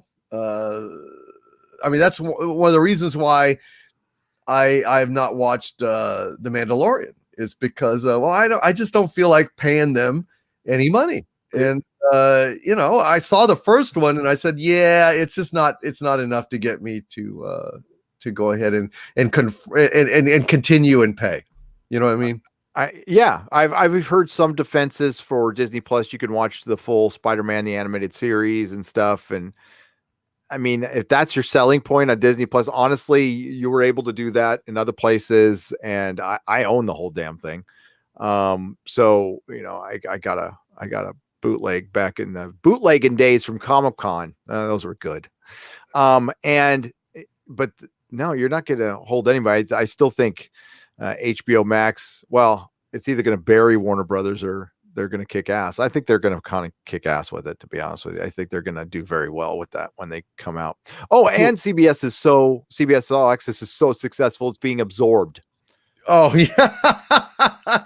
Yeah, exactly. They would not bother to absorb it if it was successful. But the problem is all the metrics that they have boasted about, which is rare. I mean, they hardly ever give you a number. When they do, they go ahead and combine Showtime and CBS All Access. Well, Showtime's a genuine, premium channel. I mean, it's been around for a long time. They've had some extremely good shows on there. Oh God! I mean, I'll be the first to admit it. Ray Donovan is fantastic. Masters of Sex was very good. They got a lot of good shows on Showtime. But you can't really compare CBS All Access and Showtime. No. And Disney Plus is bigger than CBS All Access, so that's why. Yeah, things don't get when they're successes, they don't get absorbed. They don't go, you won. Now you're going to be absorbed into something else. Yes, exactly. Doesn't work like that. So every indicator says that, like, I fully believe that they got more subs and they did well at first, like you said, and I think it's just eroded over time. My personal belief is in the second episode when Zhaban says, why don't you call Geordi and Riker and Worf? No. As soon as he said no, people went, okay, I'm right. Where are Riker and Troy? We keep that clip that we saw in the trailer. I keep thinking it's the next episode.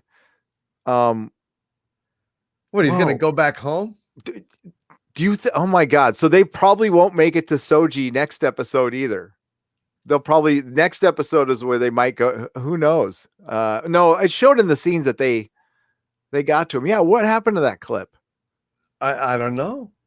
I mean, I guess they're going to have to be on some bullshit alien planet that looks exactly like Picard's vineyard. Yeah, because it looks like Picard's vineyard. It looks like it's California. I mean, look, it's the same location. Okay, they're not gonna go to the trouble of finding a new. They're just gonna shoot the same location on a different angle. Come on. That's probably a vineyard in like Temecula or something, and they probably went to, they probably just went to another vineyard until, like, there's plenty of them down there.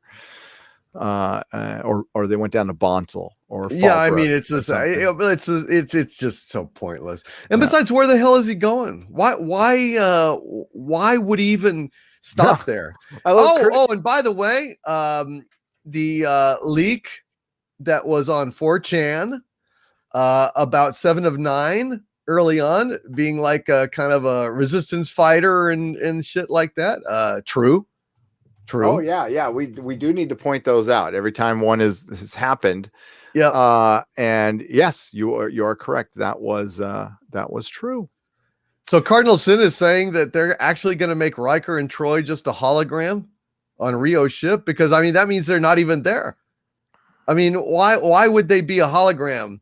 I mean, they can't. If they actually did that, if they made just Riker and Troy just a little hologram that he's having on Rio's ship, I mean, that would be just the most. I hope they do it so that I can get out like the most savage video I've ever done on that shit. I would love it, but I mean, come on. Even they couldn't be that stupid, because then they're not even real. I mean, why would Picard even do that? Cardinal Sin, is that true? I mean, like, well, he's just saying that. I wouldn't be surprised. He says Cardinal Sin says know the location. Well, but they are in the location. That's what I'm saying. I mean, that's what I'm saying. So, okay, so anyway. maybe he's talking to them in some kind of weird. Okay, I mean, the whole thing. The time for them is past. Why would we have them? He said, okay, we're on the going clock out. You're going out there. Well, he's out there now. So, I mean, have they just cut them? Have they just cut them? Is one of the license thing that they just decided, yeah, you know what? We don't need it now. Has Kurtzman cut them? Because that scene was them talking. At least maybe it was taken out of context, but he says, "I'm glad you didn't talk me out of this," which means he's still going on the mission. By the way, Critical Drinker pointed this out. I want to give him credit. For me, this is the first time. I mean, it was a good point that I should have caught, but like, they're on the clock. Like, they're running out of time. They need to save Soji, but we're going to make like 19 stops on the way and build this whole crew. And we're going to meet Romul Legolas for a second and then make him background comic relief in the second episode after you dedicate an entire episode bringing him onto the crew. And then he's all of a sudden goofy and there's over familiarity going on. It's total bullshit. And so what is he going to make one more stop before Soji? It's like, wait, I know we're on the clock, but I need to talk to Will real quick. You know, it's like, what the hell? Well, they've got to kill time, man. I mean, how many episodes? Is there 10 episodes? Or there's 10. There's 10. Well, they got 5 hours more of nothing. I mean, what are they going to do when they get over there? I mean, she's the destroyer. She's dangerous. He's going to probably have to wind up putting her down or trying to put her down or something because, you know, of course, the whole thing is just ungodly stupid. Well, they were chasing for Bruce Maddox for 5 episodes and then they killed him at the end of it. Right away. The Blondie killed him. Dr. Blondie. So what are they doing? And then they showed the scenes for the next thing. It's like, aren't they going to question her at all? And why did she kill him when she obviously had a romance with him? Oh, I have another question. So they recast Icheb. They recast Bruce Maddox. I couldn't tell, honestly. I'm like, is that the same actor? And I mean, you know, a lot of years have passed, but it wasn't. No. But both actors were available and they recast it with new actors. And it's not like these were spectacular actors. One guy screamed and the other one moaned a lot and died. Right. So you could have gotten the other ones. They actually on PJ's channel on Orville Nation, correct me if I'm wrong, PJ, didn't the actor, he interviewed the actor for Icheb and he said he would have done it. It wasn't even asked. Okay. Mm-hmm. That's neither here nor so I'm just throwing it out there. Just more disrespect for canon. More disrespect for canon, and maybe because of the 25% thing or something, that if you recast the role, you don't have to get it from the license. I have no logical explanation out of that other than it's a complete disrespect for canon. We're gonna bring back some cast members and recast other ones. Usually when you do something like this, unless the actor is completely unavailable, you make an effort to bring everybody back. This is Star Trek. Star Trek fans notice this shit. With other stuff, you can get away with it. But again, this shows the disregard to the fan. And then it makes me think of the whole 25% rule. And if that's still in effect and somehow they can save by recasting it. I don't know if that's true or not, but I mean, it's just my speculation. That's all. Well, I got to say in the chat, Mike W said, will Troy show boobs? And I said, no. If you want to see boobs, you have to go look in the Star Trek writer's room. That's where you'll see. Dun, dun, dun, dun, dun. Doing. Bazigi. Her name sounds like I don't know. It sounds like some rapper. She's a bazigil. She's bazigiling. Jello pops. She looked like Troy a little bit. She did. Oh, I thought she was for a minute. I thought, geez, Marina Sirtis like lost some weight for this. She looked so much like Troy.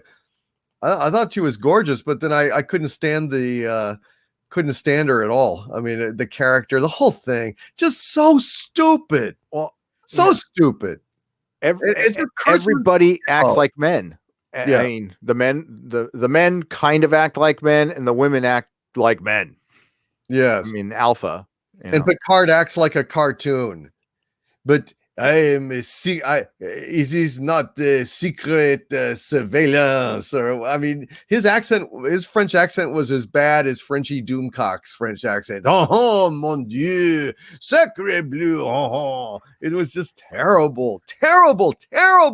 That right there, I am absolutely convinced, is the absolute worst clip you will ever find of Patrick Stewart's acting. I mean, that is a low light in his career. Oh, that was terrible. Holy shit. And it wasn't just that line. No, it wasn't just that line. Then later on, when he was actually beamed down on Free Cloud, his accent was almost, I say 93% as bad. No, that was Saturday Night Live skit acting. That's what it was. I mean, without any freaking rehearsal. And can we retire this trope for fucking ever? A woman walking up and going, "I'll take whiskey," straight up. It's like, oh my God, that's so like it's 1950. Like, that's shocking that a woman would drink whiskey straight up. And then I mean, it's stunning and brave. And then she's gonna march straight down to the voting booth. She's gonna demand her suffrage. She's gonna go to the voting booth and then go into STEM right afterwards. So yeah, fucking powerful, stunning, and brave. It's stupid. And did they do it twice in the episode? Maybe they did it twice. I can't remember. But listen, they even did that in The Witcher, and I understood it. that in the original show, 7 of 9 couldn't hold her liquor at all. So it's just more canon violation. Well, they wanted to show how she's progressed. So because it's progressing, asking like a man and becoming a vigilante and killing for revenge and drinking whiskey because she's hard. And then her randomly being there by accident. I mean, I know it's awful, but I mean, honestly, look, if you are 7 of 9 and you are out there doing, this kind of shit, then I think honestly, it's an even worse plot point that that she would just like set aside her vengeance and let her live. You know what I mean? I mean, it shouldn't have even been set up that way in the first place. The whole thing is abominable, but it's like, well, if she's out there and she is killing people, and she's a fennel ranger, or is it a rosemary ranger, thyme ranger? I don't know.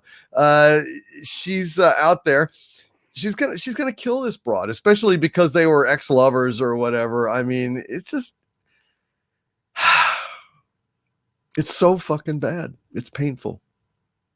Yeah, no, it was stupid. It was stupid to have that scenario. Picard let her go down with the phasers, like, because he's a dumbass. And I mean, this guy was an admiral. I don't know how the fuck he made it through anything being this stupid, to be honest with you. But the worst part about it, of the whole thing, and I talked about it in my review, was it really points out that it's always been like this.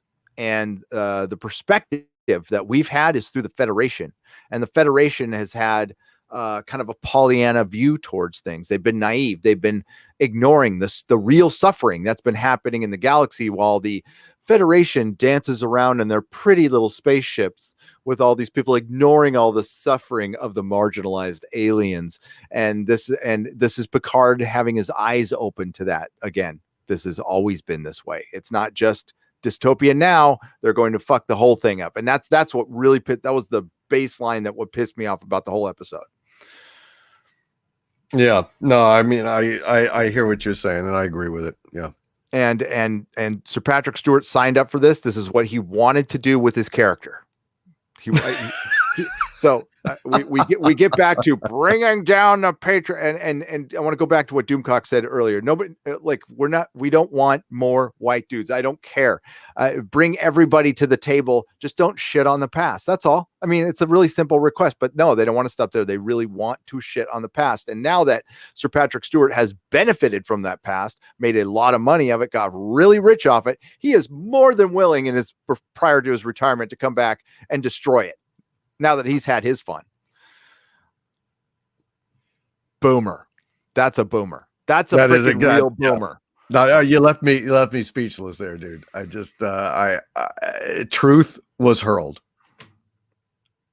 So I lost tons of respect. I have like zero respect for him now. No, God, no. Look, that right there was just so pathetic, Gary. I can't even. I was stunned. It was hideous. It was hideous. He has no regard for himself. He has no regard for his fans, and he has no regard for Star Trek. And I don't understand what this has to do with Brexit. What this has to do with the political situation here. They have constructed a phony kind of a conflict. The entire base premise of Picard is completely flawed. Mm-hmm. Where you've got Picard going around groveling.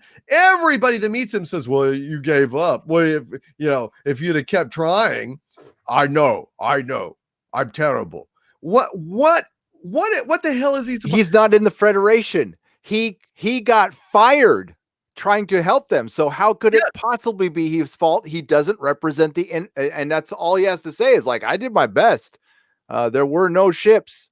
There was literally nothing we could do except, for the suitcase. Maybe that's what they're mad at him for. What about the suitcases that could be? What about the Narada, that Romulan giant fucking mining ship that looked like it was the size of the planet? Did they have more than one of those?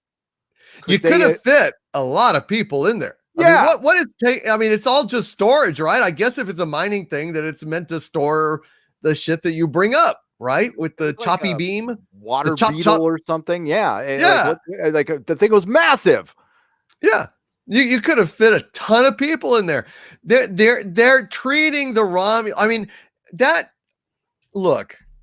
Okay, so the planet that Lamulus is on, with the nuns and everything, where he's beaming over there in his great white hunter, imperialist costume for Halloween with his hat. It was ridiculous.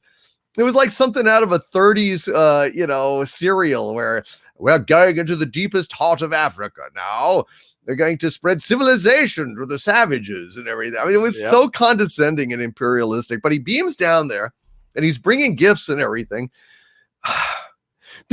Why is it that this planet is so sullen and downcast and everything when, if they'd have been impacted by the Nova, they'd be dead. So, so they weren't impacted. And whatever people are there on the fucking planet, they were brought there by Picard. Like Picard went ahead and got some of them evacuated onto this planet. So why, when he goes back, are they giving him the stink eye and yelling at him and you gave up? And then how dare you condescend that we needed your help and we needed your help. It was hilarious. It's so crossways. They cannot even get the story straight. Just like Ash Tyler. For God's sakes, was he physically clock or whatever his fucking name was that his bones broken and everything put in there, while he was conscious for weeks and weeks, I would assume. They changed every single thing about him, broke him, his skin, his eyes, every fucking thing got changed. Okay. Or was it that they had Ash Tyler and they went ahead and implanted his thought processes onto Ash Tyler's brain, in which case, why are his legs broken?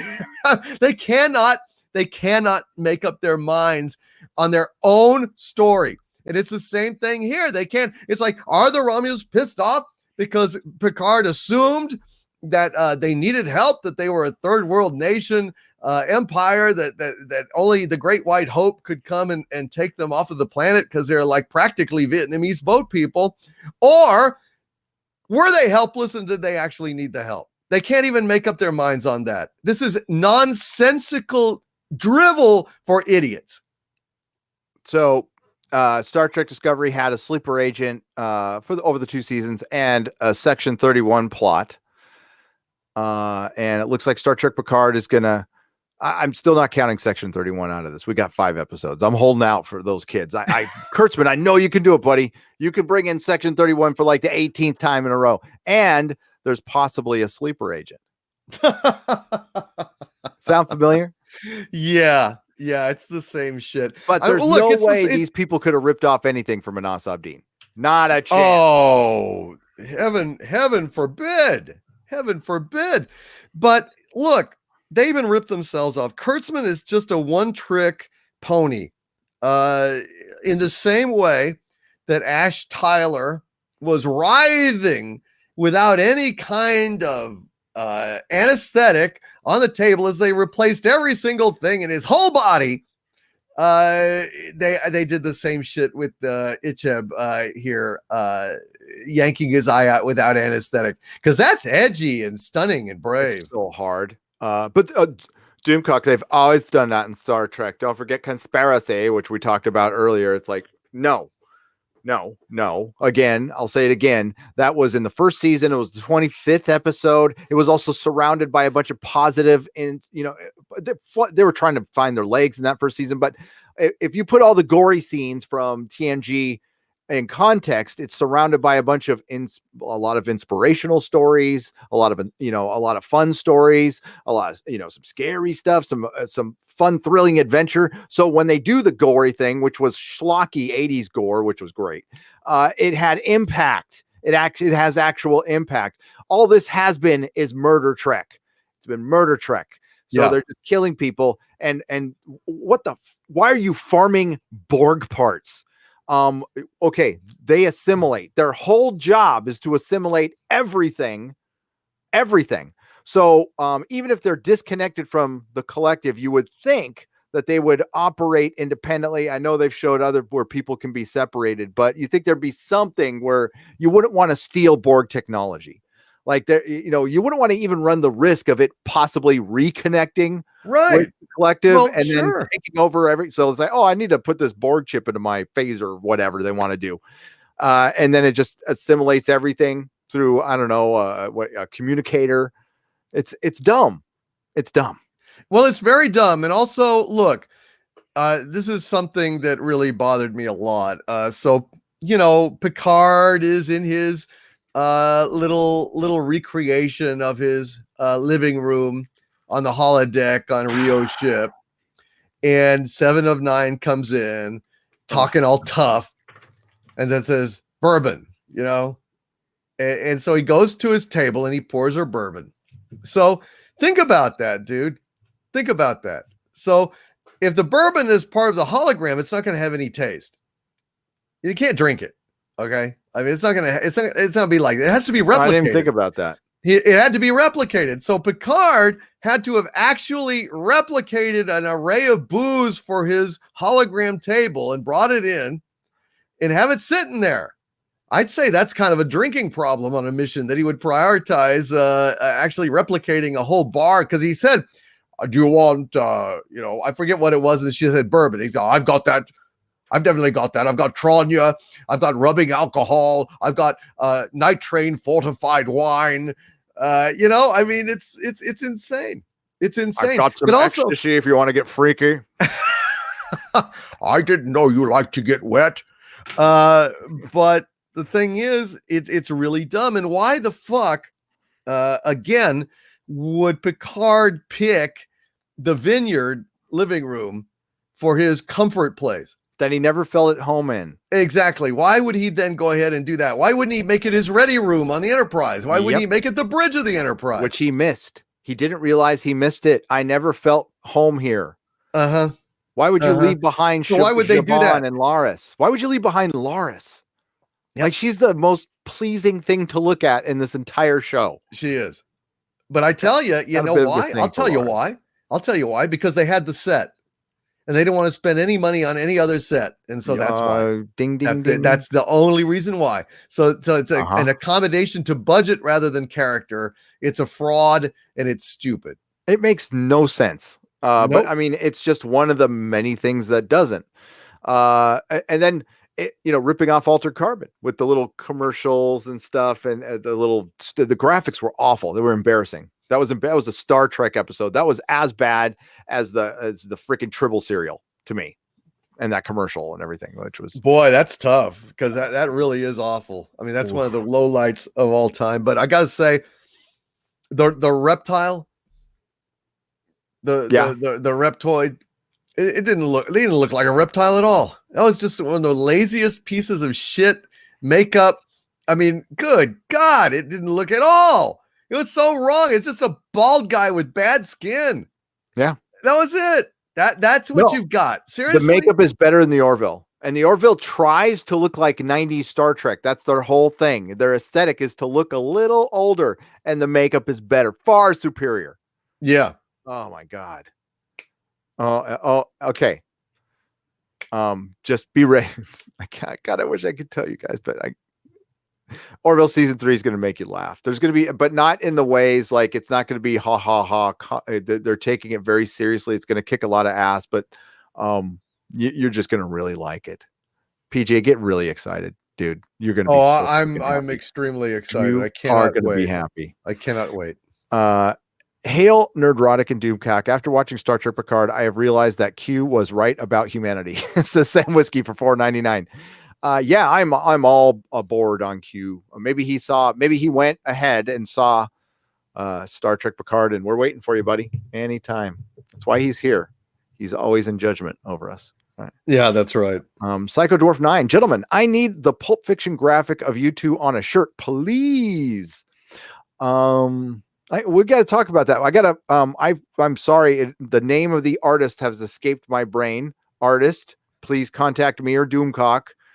So we can discuss this. A lot of people have asked, but I want to talk to the artist and of course Doomcock first before we forge ahead on that. But I definitely want the artist to get the fair share because they did, brilliant work. And so artists, please contact me or Doomcock. Basil, the Pumpkin Seagull for $5 Canadian. Last time Basil the Seagull arrived so spectacularly, the ancients thought Halley's Comet was going to hit the Earth as Wrath of the Angry Haves. The Wrath of the Angry Haves. You give the strangest super chat, Basil. Haves. You and Dr. 14 Blu-ray reviews really are the kings of super chat. Thank you, Basil. And it was June Wong who was the artist. Thank you. I am so sorry. I did a lot of drugs in the 80s. I'm terrible. I know I'm bad too. It took me a minute. Yeah. So thank you. And we will contact. Brilliant work, by the way. That I love that so much.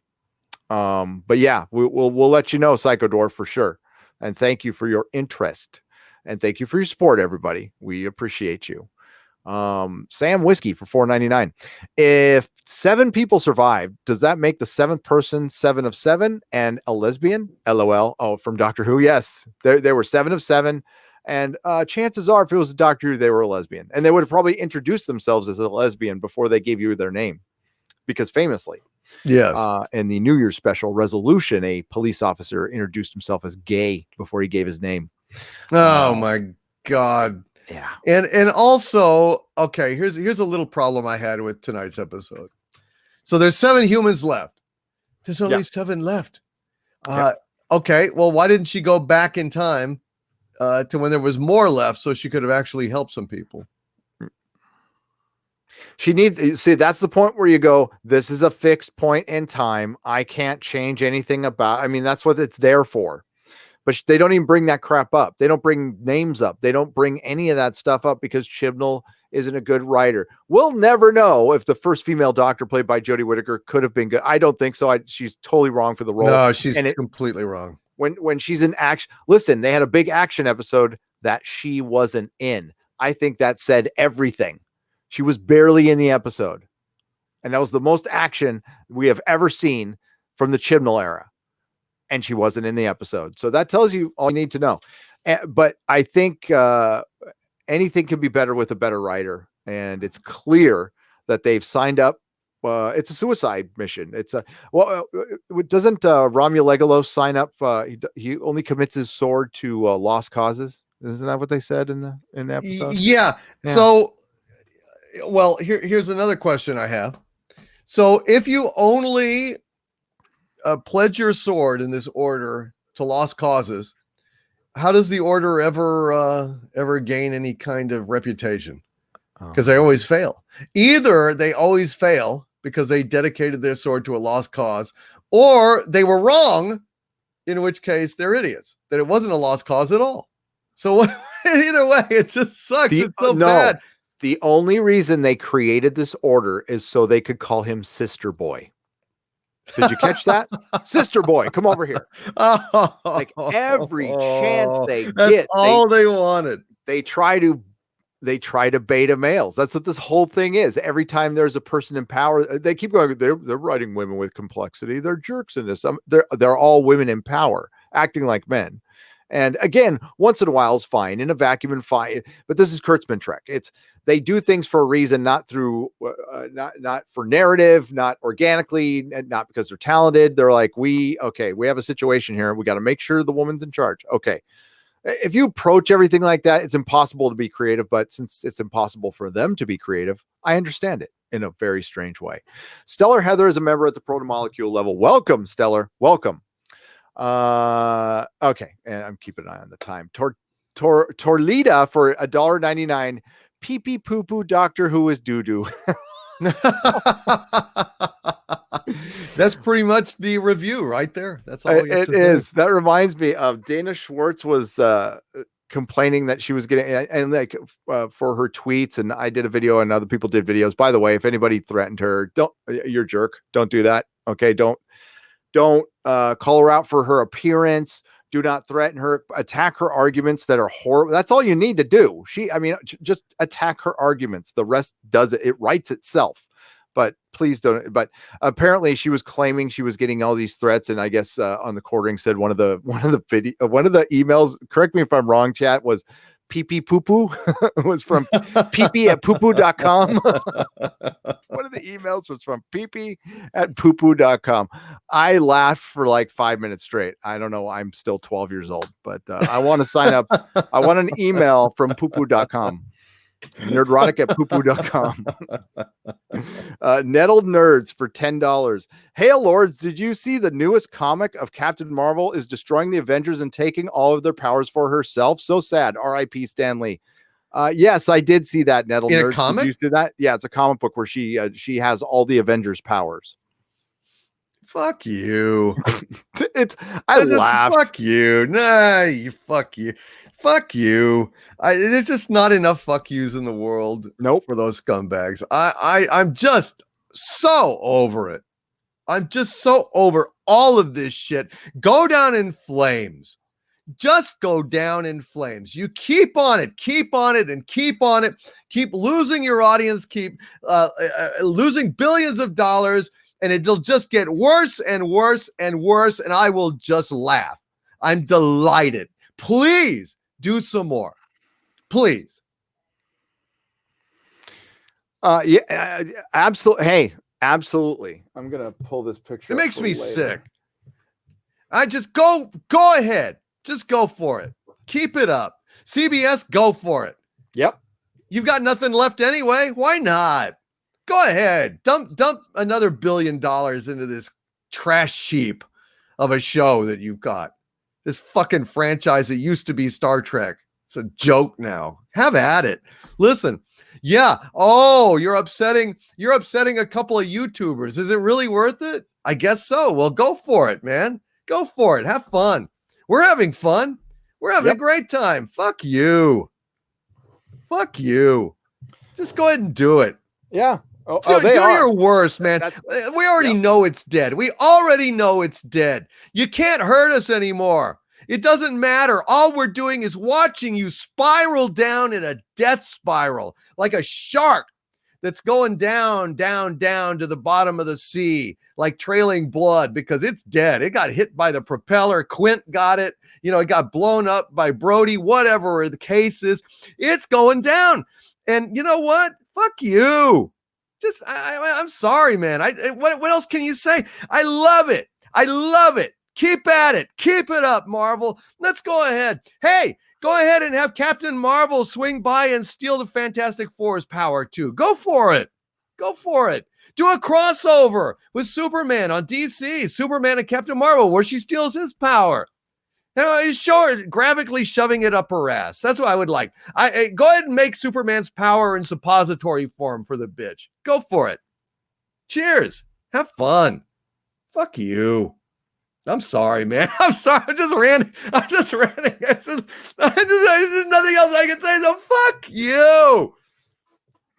No, fuck. That's what they're doing, man. They're being fucking idiots, and we're gonna show you what this time we'll catch on with the audience. We'll do the same shit over and over again, and we'll get them back. We're gonna get those 10 million fucking viewers back from the first episode that you'll never fucking see again in Doctor Who for the rest of time, unless David Tennant comes back, which I fucking guarantee is gonna happen. You heard it here. It's happening. Doomcock's rumor is going to come through. They're going to bring back David Tennant so fucking Jodie Whittaker can chastise him for patriarchy, man. Here's that picture for the comic I was talking about. This is from Zach's video, from your boy Zach. He did a video on this. He had this image. So this was from Comics Pro. And I cut off the bottom part. On the bottom, it says, yes. So it says print comics are here to stay. In 2019, there were 40 more stores that opened over those that closed. Now, that's very strange language. I don't know if why don't you just say 40 stores opened? Why did you say 40 stores opened? 40 more stores opened over those that closed. That means stores still closed. Some people started some stores. That means you started diamond accounts. That could be an online store, or it could be a collector who started an account. It could be anything. It could be anything. Or there could be 40 new comic stores. Good luck. Are they selling new comics? I bet you not all the comic stores are selling new fucking comics. But the thing I really wanted to point out was the art on this thing. What the hell is that shit? What the fuck is that? What are they doing? They're making like, I don't know. Is it like a sign to banish the patriarchy or something? I don't know. No, it's the worst art I've ever seen. Do you want to see the best representation of what's going on in the comic book industry right now? It's this fucking picture right here. This picture. Now, I don't know if Zach made this picture. I don't know where it came from, but that art just says it all. That's considered passable comic book art right now. Are you serious? I'm sorry. I can do that with my left hand. You need to be the best of the best of the best of the best to be working in comics. Of course, they can't afford that. So this is what they can afford right now. And I am so happy I am not selling comics right now. I would be so unhappy selling. I wouldn't sell this shit. I wouldn't buy this shit. I wouldn't put this shit on my customers. I liked them too much. And fuck. I don't know what they're doing, but I mean, a lot of times before I gave up comics, I mean, around the time when I finally just said, well, I'm just going to buy, graphic novel collections and stuff like that. I buy them at half price or something. But, you'd pick up a cover that really looked good. And you'd open the art inside, and it's this like very simplified, crude, not even anime level. It's kind of based on, you know what I mean? Like this, it looks like a kid's comic. I mean, it looks like the kind of shit that you see. Well, I mean, I can't even compare it. I can't even say Casper, because Casper had better art. Little Lulu had better art than this. I mean, it really is crude and generic and boring. It's very much like I can't even. It is not. This is superhero shit we're talking about, and it's it's like drawn. It's Tumblr art. It says Rob. It says Tumblr on the bottom. That's what it is. It says lavish Tumblr. It is straight up fucking Tumblr art. And by the way, I wanted to talk to. There's people out there going, Birds of Prey got a sequel. They announced the possibility of a sequel. I wouldn't hold my breath if it happens. And if it does, again, fucking go for it. Go for it, please. Make another sequel that will make less money. Go ahead. It wasn't a success. It's a memory. It's a piece of crap. Now, if you put Margot Robbie back in the Daisy Dukes, okay, maybe, and you get a decent director who doesn't need to ask for help. I love that we brought in an Asian female director who had to ask for help from the John Wick fight coordinator to coordinate the fight scenes, but we still brought in a director. It's like, come on. Yeah, and somebody asked, am I insulting anime? No, listen to what I said. I said that anime art is very simplified. It's stylized. And they're not aspiring to that level of detail and the intelligence of anime. What they are doing is just doing art that doesn't have a lot of detail in it. It's like highly, highly cartoony. You know, it's not like Walter Simonson, let's say, you know, or George Perez. It's manga. Which is very representational. I mean, it's like manga, but in the crudest way. You know what I'm saying? It's a bastardized, cheap ass American version of it, and it looks terrible. And I know exactly what you're talking about. Exactly. I don't want to embarrass any artists. There's certain artists where I saw their name on a book, I just automatically knew to lower the orders. For a while, no reason to apologize, Cesario JPN. I just wanted to explain. Yeah, because I did not mean to. I love anime. No, I'm watching Akame ga Kill now. I'm almost done with it, and I love Miyazaki. A lot of anime. Anime is the future of this shit. American comic books are dying, and a lot of it is money. Quite frankly, the artists are still out there. There's still the desire, but the publishers it's just like the music industry. They fucking strangled the industry for so long and fucked with the retailers and fucked with the fans that they'll never be able to reestablish that relationship of trust ever again.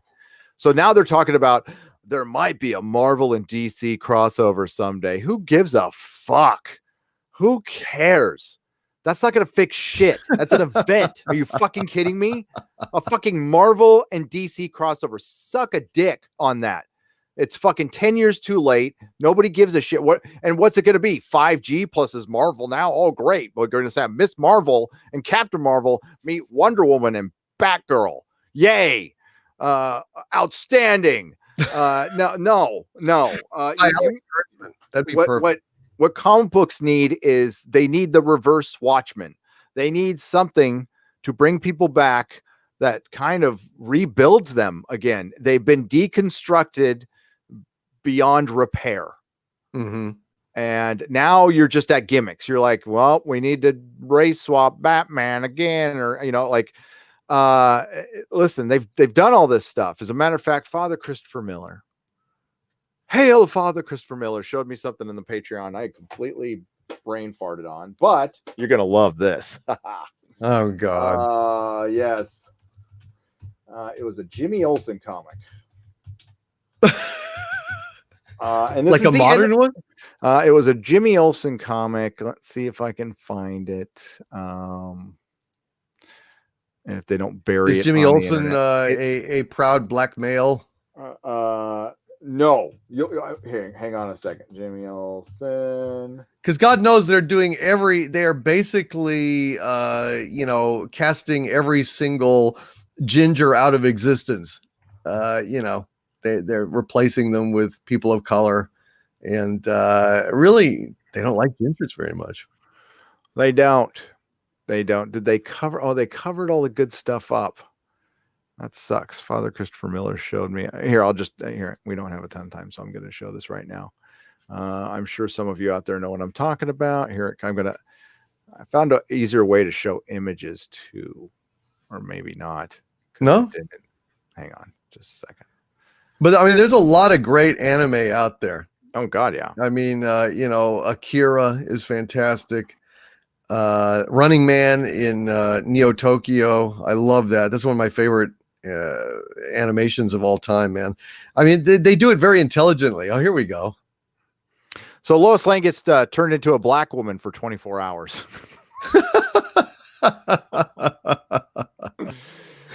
Groovy. Yep. All the best. And why was this? To know, so she could so she knew what it was like to be in her skin. Literally, Superman did that to her. Now, what I remember this from is there used to be a site called, I've talked about it before, Super Dickery. Superman is a dick. Right. Oh, that is hilarious. One man. of the I've gone best through that. websites ever. Oh, it was good. It was so funny. And it shows every time Superman was a dick like this, I'll turn you black, Lois, just so you know. I mean, again, all the best intentions in the world. Sign of the times, folks. This was 15 cents, so this was the late 60s. And yeah. Boy, it's like a pilot for the 21st century. It really is. It's a pilot episode for the 21st century. That's basically what it is. Oh my God. Oh my God, that's funny. That's comic books. Well, I mean, yeah, you wonder why it even made it this long, to be honest with you. All right. Thank you, Trollita, for the pee-pee poo-poo Doctor Who is doo-doo. Trollita. That made me laugh. Matt, Hail Lords. Oh, yeah. Thank you, Nettle the Nerds. Matt G, and you got us on that rant again. Yes, Captain Marvel is the bestest ever, along with Mikey Spock and Ray and everybody else. Found this episode to be the most tolerable considering. Matt G, which for Doctor Who? Well, yeah, because the Doctor was barely in it. There was no acting. There was no story. There was just exposition. And tell me, Matt, and I totally agree with you. And Doomcock asked me this question, and I don't have an answer for it. Why did the Cyber Zealot start torturing other Cybermen? Yeah, what was the point? And I don't get it. Yeah, if you caught it in the chat, let me know, because like I honestly might have missed it or something. But he's like torturing another Cyberman. Was it just so they could say he's the Cyberman who makes other Cybermen scream? Okay, why was he making them scream though? Why? Matthew Anderson for $5. Hail, holy inquisitors of fandom. The more I look at modern Star Wars and Star Trek, it makes me want to delve deeper into the old EU and older shows. Yeah, that's all that's going to be left forever. Yeah, I don't expect it ever to be like it was before. That's not what I expect. I expect it to not be bad and divisive.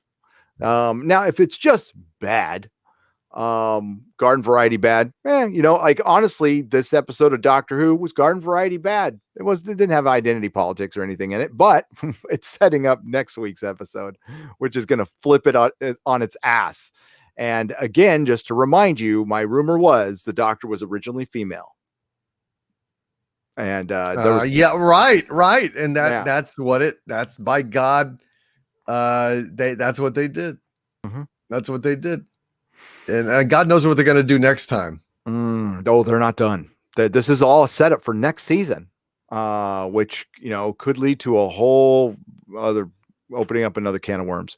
Hey, Adam Carlson for $2 says, thanks for being awesome. Thank you, Adam. You're welcome. Thank you for thinking we're awesome, I guess. Yeah. Thank you for being awesome. Matthew Anderson for $5. I'd love for the old Star Wars EU to be brought back. I would as well, as a parallel canon, but I fear modern Lucasfilm will find some way of tarnishing that as well. That would be a great olive branch to the fandom. Just say, hey, okay, it counts again. It's parallel or it's alternate. I even call it alternate. Just make it count in some way. And reprint all the freaking books and just make money. But they don't think that far ahead. See, the thing is, Matthew, you care more about Star Wars legacy than Star Wars does. They only care in their legacy in terms of, or Disney, in terms of dollars, which is, I guess, understandable. But you'd think you deal in art, that somebody in the building actually has creative talent. And Michael Eisner warned us all with Iger. He said the guy's not a creative person, he's a business person, right? And that's unfortunately, I was watching some documentary, I don't know this to be true, but they called Michael Eisner the last creative executive. I don't know if that's necessarily true or not. I know there's Toby Emmerich out there, but he's not creative. No, he's more of a Kurtzman type than anything else. That's all I can say on that. You can insinuate away from that. Basil, the Pump and Seagull for 5 Canadian pesos. DC may not release Have, but he will release the apple seed. He will release the apple seed. You got to release the apple seed.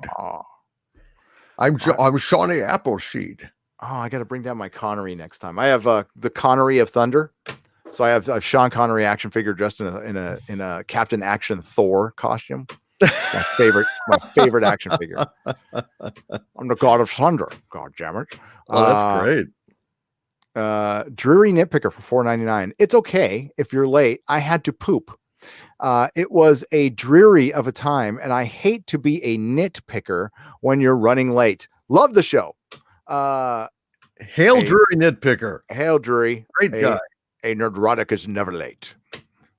He arrives precisely when he means to. No, is he early? Cracklin for $1.99. Do the Daleks know how to say emasculate? Emasculate. Yes, actually they do, Cracklin. I think point. Yeah. Captain Spire for $2. Gary, checking to see if you got the card. Be well. Yes, I say that in the last episode. Yes, Captain, I got the card. I haven't read the email yet though, but I will check. I will let you know on Toxic Mailbag. Thank you so much, Captain Spire, and you're awesome. Captain Spire freaking rocks. Drury Nitpicker for $9.99. In all seriousness, I feel 5 pounds lighter. Well, thank you. Hail Gary and DC. Gary, there's no join button for me to press. You must be watching on an Apple device. Drury Nitpicker there. The join button doesn't show up on Apple devices. I don't know why. DC, I joined your channel, and now finally I'm afraid of commitment. What can I say? Hail. Unless they took it away recently. I'm going to take a look now, but no, it's there. Yeah, it's right there, bud. So you must be watching on an Apple device. For some reason, it doesn't show up on all Apple devices, Drury, but it is most there. I've got 3 levels. I do a Saturday membership stream every Saturday. Sometimes you guys get videos early. You get exclusive live streams, and then I don't think anybody's signed up at the level, but if you sign up at the upper level, you get a shout out for whatever you want. You got to message me what you want though. MT Harrison for $5. Have you guys seen the DS9 doc, What We Left Behind? I love Ira Bear and Ron Moore, but their idea for a potential DS9 season 8 opener was terrible. I haven't seen that yet. I haven't seen it. I heard it's great. I wouldn't be surprised. I think DS9 went as far as it could go, personally, but and I think DS9 exists great on its own. But I think DS9 might have opened the door for Kurtzman. Listen, the reason Kurtzman's writing dark, I mean, many have said this. I'm not the first to say this at all, because it's easier. It's much easier to go dark. Oh yeah, it takes talent to actually write something, elevating or inspiring. Yeah. We get hard on Stephen Moffat, but and he deserves it. But again, singular stuff he's great at. He did the Night of the Doctor. Okay, it's Paul McGann returned for basically a webisode, and it's some of the best Doctor Who I've ever seen. And he characterizes a companion in 3 minutes, and she has an arc. I mean, she straight up goes through an arc in like 3 or 4 minutes. Wow. And it's just so they could have the regeneration. So he regenerates into the War Doctor, and it's freaking great. And by the way, Paul McGann if he came back and was the Doctor right now, it would be saved. It'd be saved, but they won't do it. No, he's excellent in Big Finish though. Absolutely excellent. Big Finish adventures are great. They can't be happy with what's going on. They really can't, especially messing with canon. The people at Big Finish take Doctor Who like the most serious. They take it more seriously than the people who run the fucking show, which is sad. Mm-hmm. But in a way, it's not, because that's going to be our Doctor Who from now on, pretty much, and I'm kind of okay with it. Sean E for $5. DVD Gary, more likely Kathleen Kennedy banned from or basically her input being mostly ignored and her creative input entirely over unwelcome on the set. Sean, yeah, I agree with that. I was told banned, so that's what I reported. Yeah, and that's what you were told, and you reported on a video, because that's what we do. We tell stories. We talk about rumors. We report news. We're not reinventing the wheel. We just do it in our own way. And some of you like it and some of you don't. 99.9% of the criticism that comes our way on this platform from other content creators is envy. Envy's like, you're not gonna listen. Pro tip on life. Envy gets you nowhere. And listen, I had it too at one time. I did too, and I lost that shit. And I am so much happier. You root for people. You root for success. It's okay to criticize big corporations and big, filthy, rich creators who come in and just want to fuck with shit to do it for agenda, or they're trying to shape minds or make it into a political platform. But you go after fans, and because their channel grew. I mean, that could happen to you too. That could happen to anybody creating content. If I can do it, anybody can do it. Like I said, a little over a year ago, I had just a couple thousand subscribers, and it took me forever to get there, like 4 years to get there. But I wouldn't have gotten there if I started whinging about how other YouTubers do their business. Did I like everything I saw? No. You know what I did? I didn't watch it. I just didn't watch it. I mean, let them do what they want. For one, you especially with rumors, you never really know unless you're a person directly involved. Kathleen Kennedy knows, Jon Favreau knows, but nobody else does. Not here on YouTube. We don't know either way. So, and we pass on information. We have conversation. If Doomcock was, if he owned a used bookstore and he was talking about Star Wars and he heard this rumor, Doomcock would have probably gone, "Hey, I heard this crazy rumor. Kathleen Kennedy's banned from the set." I would have talked about it in my comic shop for sure. Yeah. It's no different. That's what this is. If you're checking yourself on that stuff, I mean, that's part of another pro tip is like, find your voice. Don't check yourself. Say what you want. I mean, listen, we're going to screw up sometimes and there'll be consequences, and you guys keep us honest. So, but other content creators, don't worry about it so much. Nicholas Horton for £5. Hail all. After next week's finale, I predict yourself and DC will release another Destroying Canon video. That is, I think you're right. I am prepared unless they don't do it. If they don't do it, I'll release a video going, shoo. Yeah, right. But they're going to do it. No, that's a certainty. Nicholas Horton, the sun is going to rise and set, and Chris Chibnall will destroy Doctor Who canon. Take it to the fucking bank. Thank you, Nicholas and Shawnee. Cesario, you got a few more minutes, bud? Yeah. Okay. Yeah. Cesario JPN for $5. Will Wheaton, a paid shill, is being beaten by Gary, a bearded upstart in views on YouTube Picard reviews. What a clown world we live in nowadays. I know, right? My show to put on costs about, I'll be generous, maybe like $3. Maybe $3. If I average out all my costs across all my videos and my bills and everything, it probably costs $3. Maybe if I buy a coffee, okay, we'll say $6. We'll double the budget because I bought a cup of coffee before the live stream. I'm guessing his show doesn't cost $6. Admiral OF Doom for $5. Given the choice of Will Wheaton or ripping my eyeballs out through my ass, I am leaning heavily toward the long, messy reach. Just an observation. Oh my God. Just an observation. Yeah. I got to say it like that. I'm sorry. Bear Business One for $20. Thank you, Bear Business One. Wait. You mean this was not the week everything turned around? This was not the week where Star Trek, Doctor Who, Batwoman, Harley Quinn reverted to being entertaining? Well, maybe next week I will go back to crying now. Yeah, this wasn't it. I'm sorry, man. It didn't happen. Nostradamus was wrong. You got it wrong. Yeah. Quatrain 69. Birds of prey will be entertaining. Locusts will fly through Africa. Yes. And Star Trek Picard will be good. There is locusts in Africa right now. There's a big biblical thing going on right now. Oh God. There's a in Hollywood named Secret Hideout and Bad Robot, but oh, that's true. That's true. And they're starving Hollywood of talent, which is, I mean, it's a desert of talent.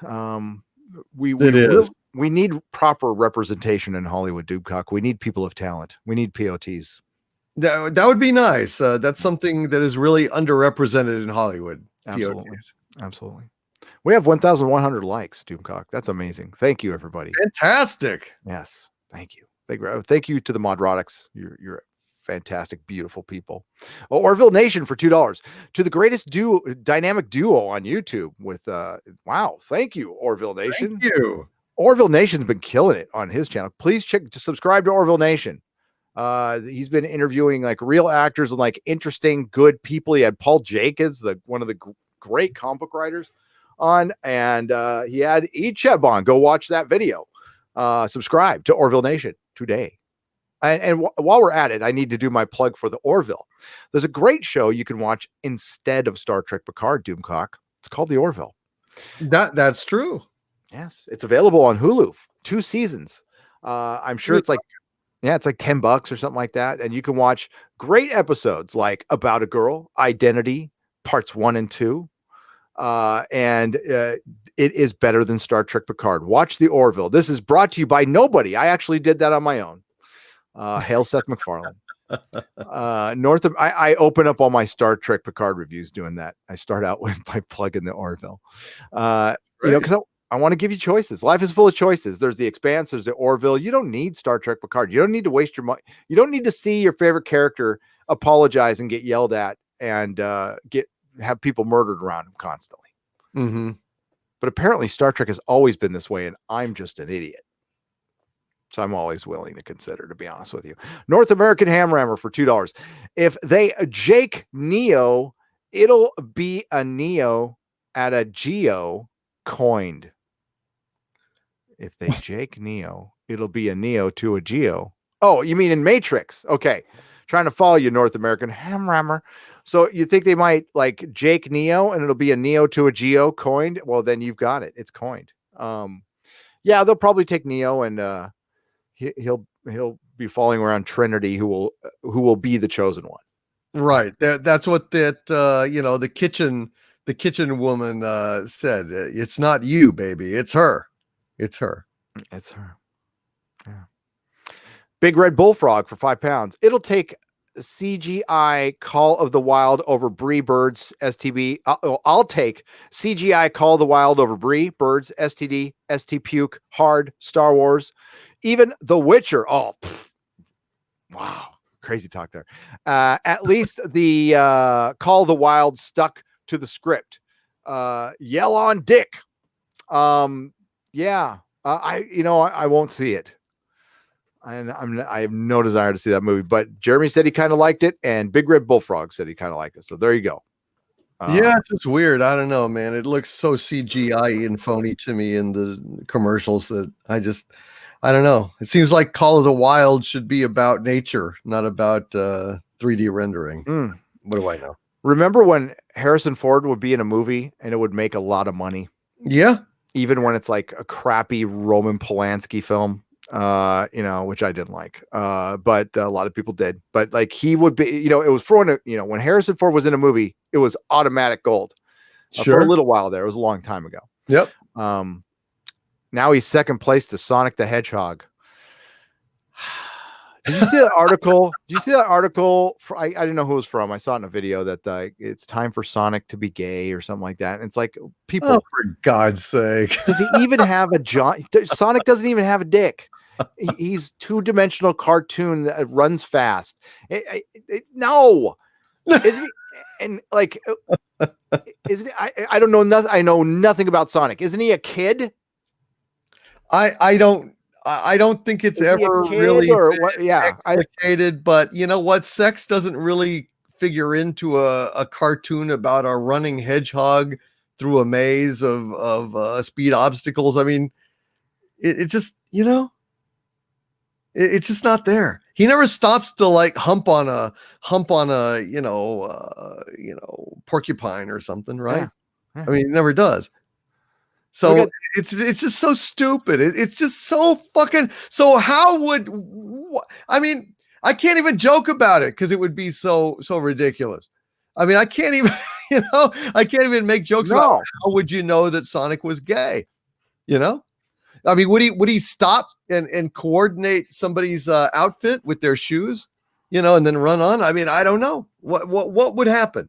How would they know other than like going into like a gay bar and dancing and then going home and having, intercourse and then and now to resume the race, kids. I mean, how would it figure exactly? The Just Some Guy came out with a video. I totally agree with them. They're damaging the movement by doing this stuff. Okay. Yes, they are. Absolutely. They're making people resentful, and it's with the announcements. Okay. It's not with the inclusion. I'm separating these two things. If you put two gay men in a movie and they want to make out at some point in it, then put it in the movie, write a story, make me care or not care about it or whatever.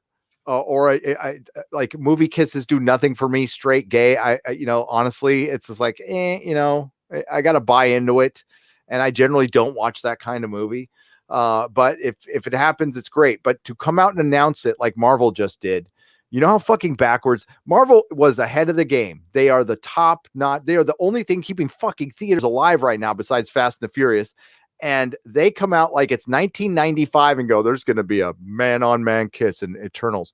Like, again, if it was 1995, that might be something. Coming out and announce, you're behind on announcing it, and coming out and announcing it in 2020 is embarrassing. Yeah. It's embarrassing.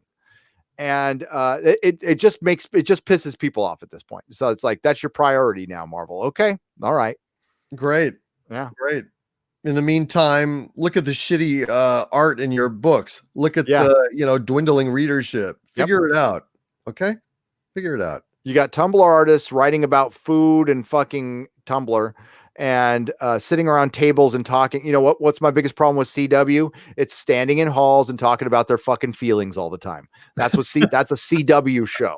Okay. So Marvel is now sitting around tables and talking about their feelings. I don't care about Captain America's feelings or Carol Danvers. Carol Danvers doesn't have any feelings. She's just this omnipotent being that sucks the life out of everything she's around. Yes. And if they turned her into a villain, that would be the only logical thing that I would like. But yeah. God damn it. What are your favorite Romulans? The Irish, the Black, the Palladians? Thoughts, gentlemen? Oh, definitely the Irish Immortal Coil one for $5. Thank you. What's your favorite Romulans? For sure. Laris. Oh, she's hot. She is my all-time favorite Romulan. Yeah. Mm-hmm. Yeah, I agree. I'd love to see her in the Romulan commander's outfit, the little mini skirt with the boots. God, then I'd watch. I'm gonna have Come on, CBS. What are you doing? I'm gonna have Mrs. Nerdrotic starting wearing Romulan ears. I'm gonna ask her if she'll start wearing Romulan ears. She'll do that for me.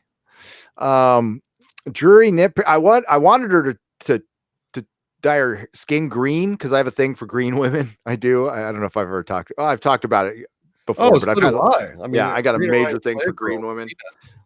Yeah. So, but I'll take the Romulan ears thing. It's a weird fetish, but I'll roll with it. And I'm in San Francisco. I am like practically the most normal thing here, and I am not normal. Drury nitpicker for $4.99. Gary in DC. I never got to ask you, do you like busts I made for you guys? I hope you enjoy them. Exozone, LOTR, and Harvey inspired. LOL. Yes. Drury, did you they got posted on Instagram. Did you see? Did you follow me on Instagram? Huh? He did a bust. He did these alien busts, an alien head, right? And on this like rocket ship. Oh yeah, I got that. Yeah. Those are freaking cool as hell. They are in here. I'm supposed to plug that every Sunday, and I get in trouble with Mrs. Nerdrotic. I need to plug my Instagram because we give away stuff once in a while. So it's Instagram.com/nerdrotic.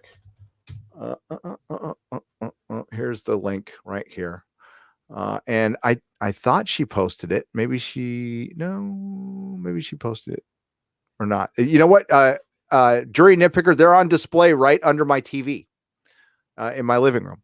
Yes. So I'll make sure they get a picture Yes, and I've you got see those it. as well. Yeah. Yeah. So here you go. That is my Instagram. Please follow us on Instagram because that's where the toxic mailbag stuff goes up and announcements. And it's another way to notify you for videos because they won't here at YouTube. Thank you, Jury Nitpicker. Again, they're freaking awesome. They're awesome. Justin Gould for $10. I asked you before. I don't know if I got an answer. If Doctor Who somehow survives the Jodie years, if I missed it, I'm sorry. Who do you think would play a great Doctor provided the show gets better writers? I actually think Sasha, who's playing the Master right now, would be a good Doctor. Would be an excellent Doctor. Yeah, he probably, I don't know, he probably would have been. Although seeing him pop out there, I was just like rolled my eyes so hard that I fell backwards on my couch. It was like, oh, okay. So now we've got the Master again going, ha ha. So get ready for pain. It's like we've already been feeling pain all season long, pal.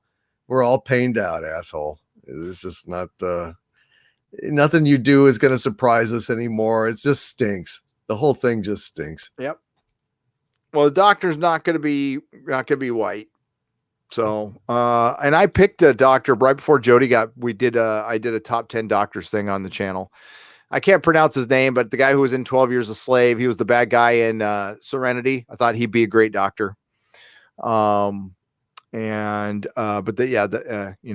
Just pick somebody you like that's not white because it won't be white. It doesn't matter though. It doesn't need to be. I don't care.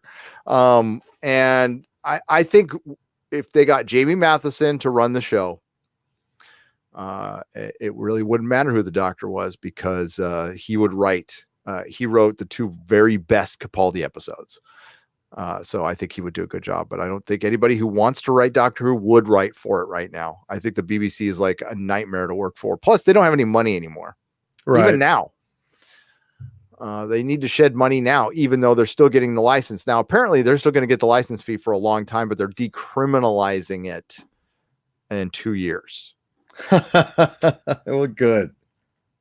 Which is, I mean, the fact that it's criminal that it's criminal. Yes, of course. Of course it is. That's terrible. Dragon Volder X for $2. No writer's strike. I am to work. Okay. No writer's strike. I am to work. Here's what I just had the Deadline article up. Here it is right there. I'll bring that up real quick. Yeah, it's coming, folks. It's absolutely coming. Yeah, it's going to happen. And like I said, all of these shows, really, Doctor Who and, Star Trek, they're immune to this. They don't have any writers. So, yeah, they're not worried. Yeah, they're not worried about a damn thing. Same level of suck service as they ever had. Well, uninterrupted, folks, uninterrupted. So it comes in May, right? And Netflix is immune. So we will still get The Witcher. And any kind of Netflix show. So Stranger Things will still happen. They can sign separate deals that the studios cannot. Now, the question I ask is, how does this affect Star Trek? Could Star Trek be saved by a strike? I don't know the answer to this question at all. I'm just asking it because like whatever's in the can, they can put out, but they haven't started Section 31. That Section 31 show has not started yet. A writer's strike, a prolonged one, would kill that show. I don't know about there's no Section 31. Oh, I don't think so either. But but they can use it as an excuse. Oh, sure. That's perfect. Yeah. Yeah, you're right. Yeah. So Section 31 is not going to happen. Alex Kurtzman's big plans are dead, and I think it might be a way they could get rid of them, possibly. I don't know. Again, I'm just speculating. 2 months. So they have to get the show in production and completely written in 2 months. So that's not happening. And hopefully it's not. The last strike lasted a long time. Yeah. And it killed heroes. Everybody remembers. I think live television will benefit, but I think YouTube will benefit. I think YouTube will really kick a lot of ass because of this. So it'll be interesting. It'll be very, very interesting. But we are coming up on you said what? When did we start? Yeah, we're right at 2.5 hours. We need to cut it out now. So I owe a bunch of super chats from Friday, and I'm going to do a square up Tuesday on this. And here, I'll try to sneak a couple in. What's your for $2.79 Canadian, what's your go-to candy bar, Doomcock? Do you have a go-to candy bar? No, I don't eat candy bars. I've not eaten candy bars since I gave up chocolate. I used to have a Hershey bar. That was my favorite chocolate bar. And I mean, candy bar, whatever. But yeah, it used to be Hershey's. There you go. Peanut butter cup. When I have them, I generally don't eat them that much anymore, but peanut butter cup in a freezer, frozen. Oh, that's nice. Cup. Yeah, that's nice. I kind of like cupcakes and cookies these days. Those are kind of my go-to snacks. Cupcakes or cookies. Peanut butter cookies are awesome. Snickerdoodles, donuts. I like. All we have down here is Dunkin' Donuts, but which Winchell's was my favorite. Winchell's donuts. God, to get those vanilla frosted cake donuts. Shit. I was yearning for those the other day, actually. Sad. Yeah, that sounds kind of good right now. They are good. For $49.99 for Mexican Iron Man, as a first olive branch towards healing fandom, Mexican Iron Man proposes that Cinco de Mayo be repurposed to be White Folk Appreciation Day, where we celebrate the white folk. I shall travel to San Francisco, then Austin, to give thanks to Gary and Doomcock. Hail. Hail. Wow. That's fantastic. That'll go over really well, Mexican Iron Man. Oh, that would be great. Of course, then I'd probably just want to go out and eat Mexican food. So, we'd be building bridges. Building bridges. Jesus Christ. I'm looking. Oh, Cecil says for $2, been listening, got to bounce. Great show, fellas. Cecil. Hail, Cecil. Yeah, it's always nice having you here. Brian Lewandowski has already seen Better Call Saul. New season is amazing so far. Yeah, I'll be watching it right after this show, Brian. I'll be watching Brian Better Call Saul. And there was, I thought I saw it. Yes.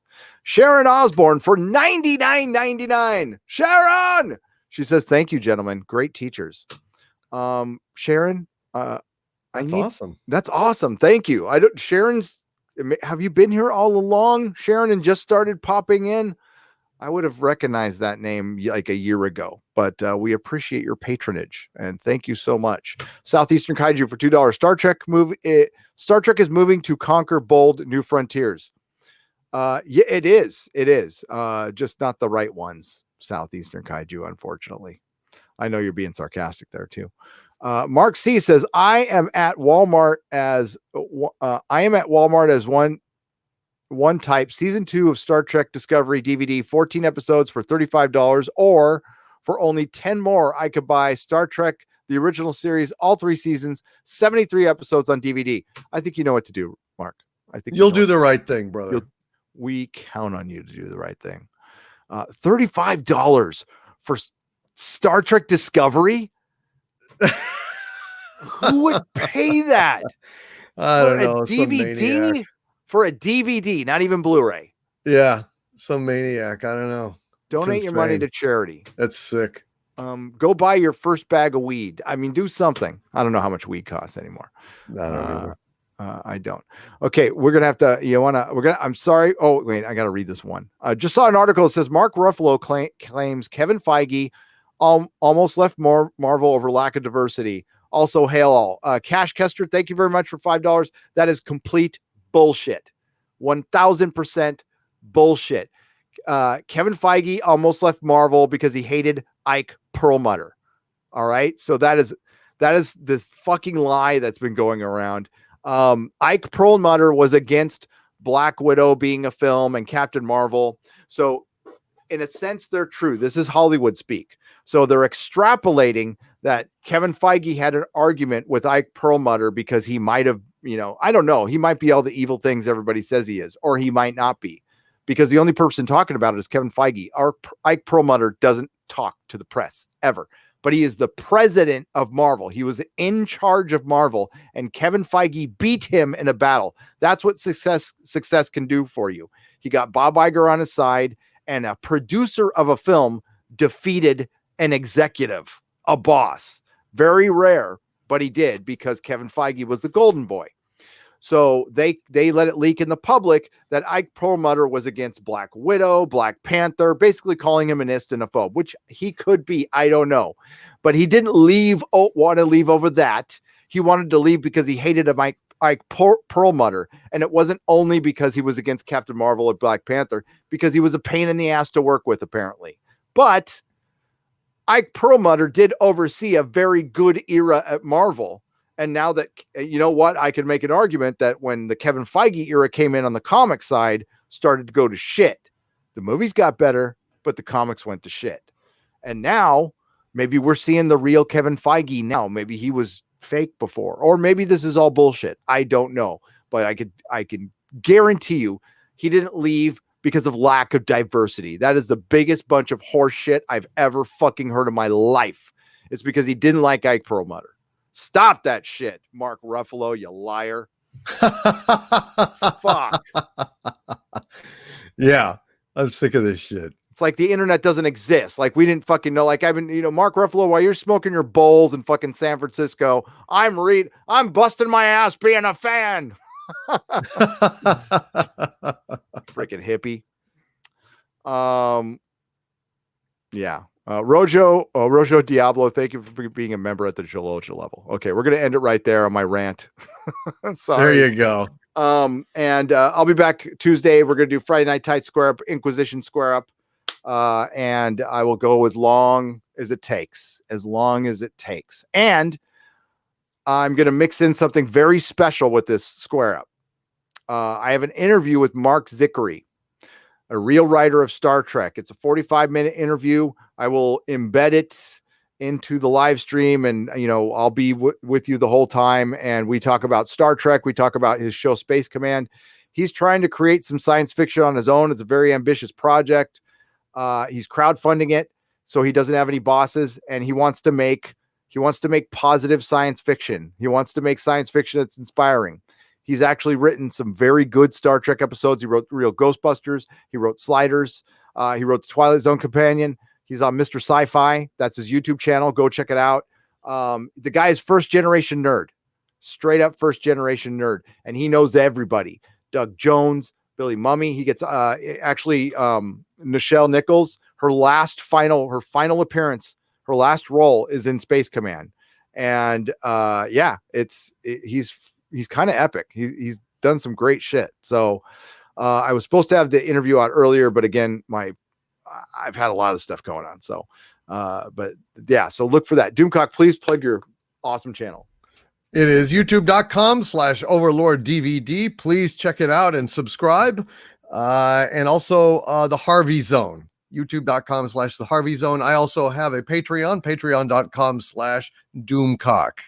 So I would appreciate it if you guys would check them out. Yeah. Really happy accidents that got us to do the alternate channels to put our live streams, because YouTube doesn't like the algorithm doesn't like live streams for some reasons, but parking them over there on that alternate channel has really been great. People love it. I've gotten a lot of good feedback. So the Harvey Zone and yes. Erotic Live. And again, thank you everybody for joining. Thank you to the Modrotics. Thank you for the super chats. I apologize. We have to go early Tuesday. Pay attention to Twitter in the community section for the time of the makeup live stream. In the meantime, everybody, be good to each other, and something will be good, but I just don't think it's going to be Star Trek and Doctor Who anymore. And I'm very sorry about that, but it's not our fault and it's not your fault. Remember, not all who wander are lost.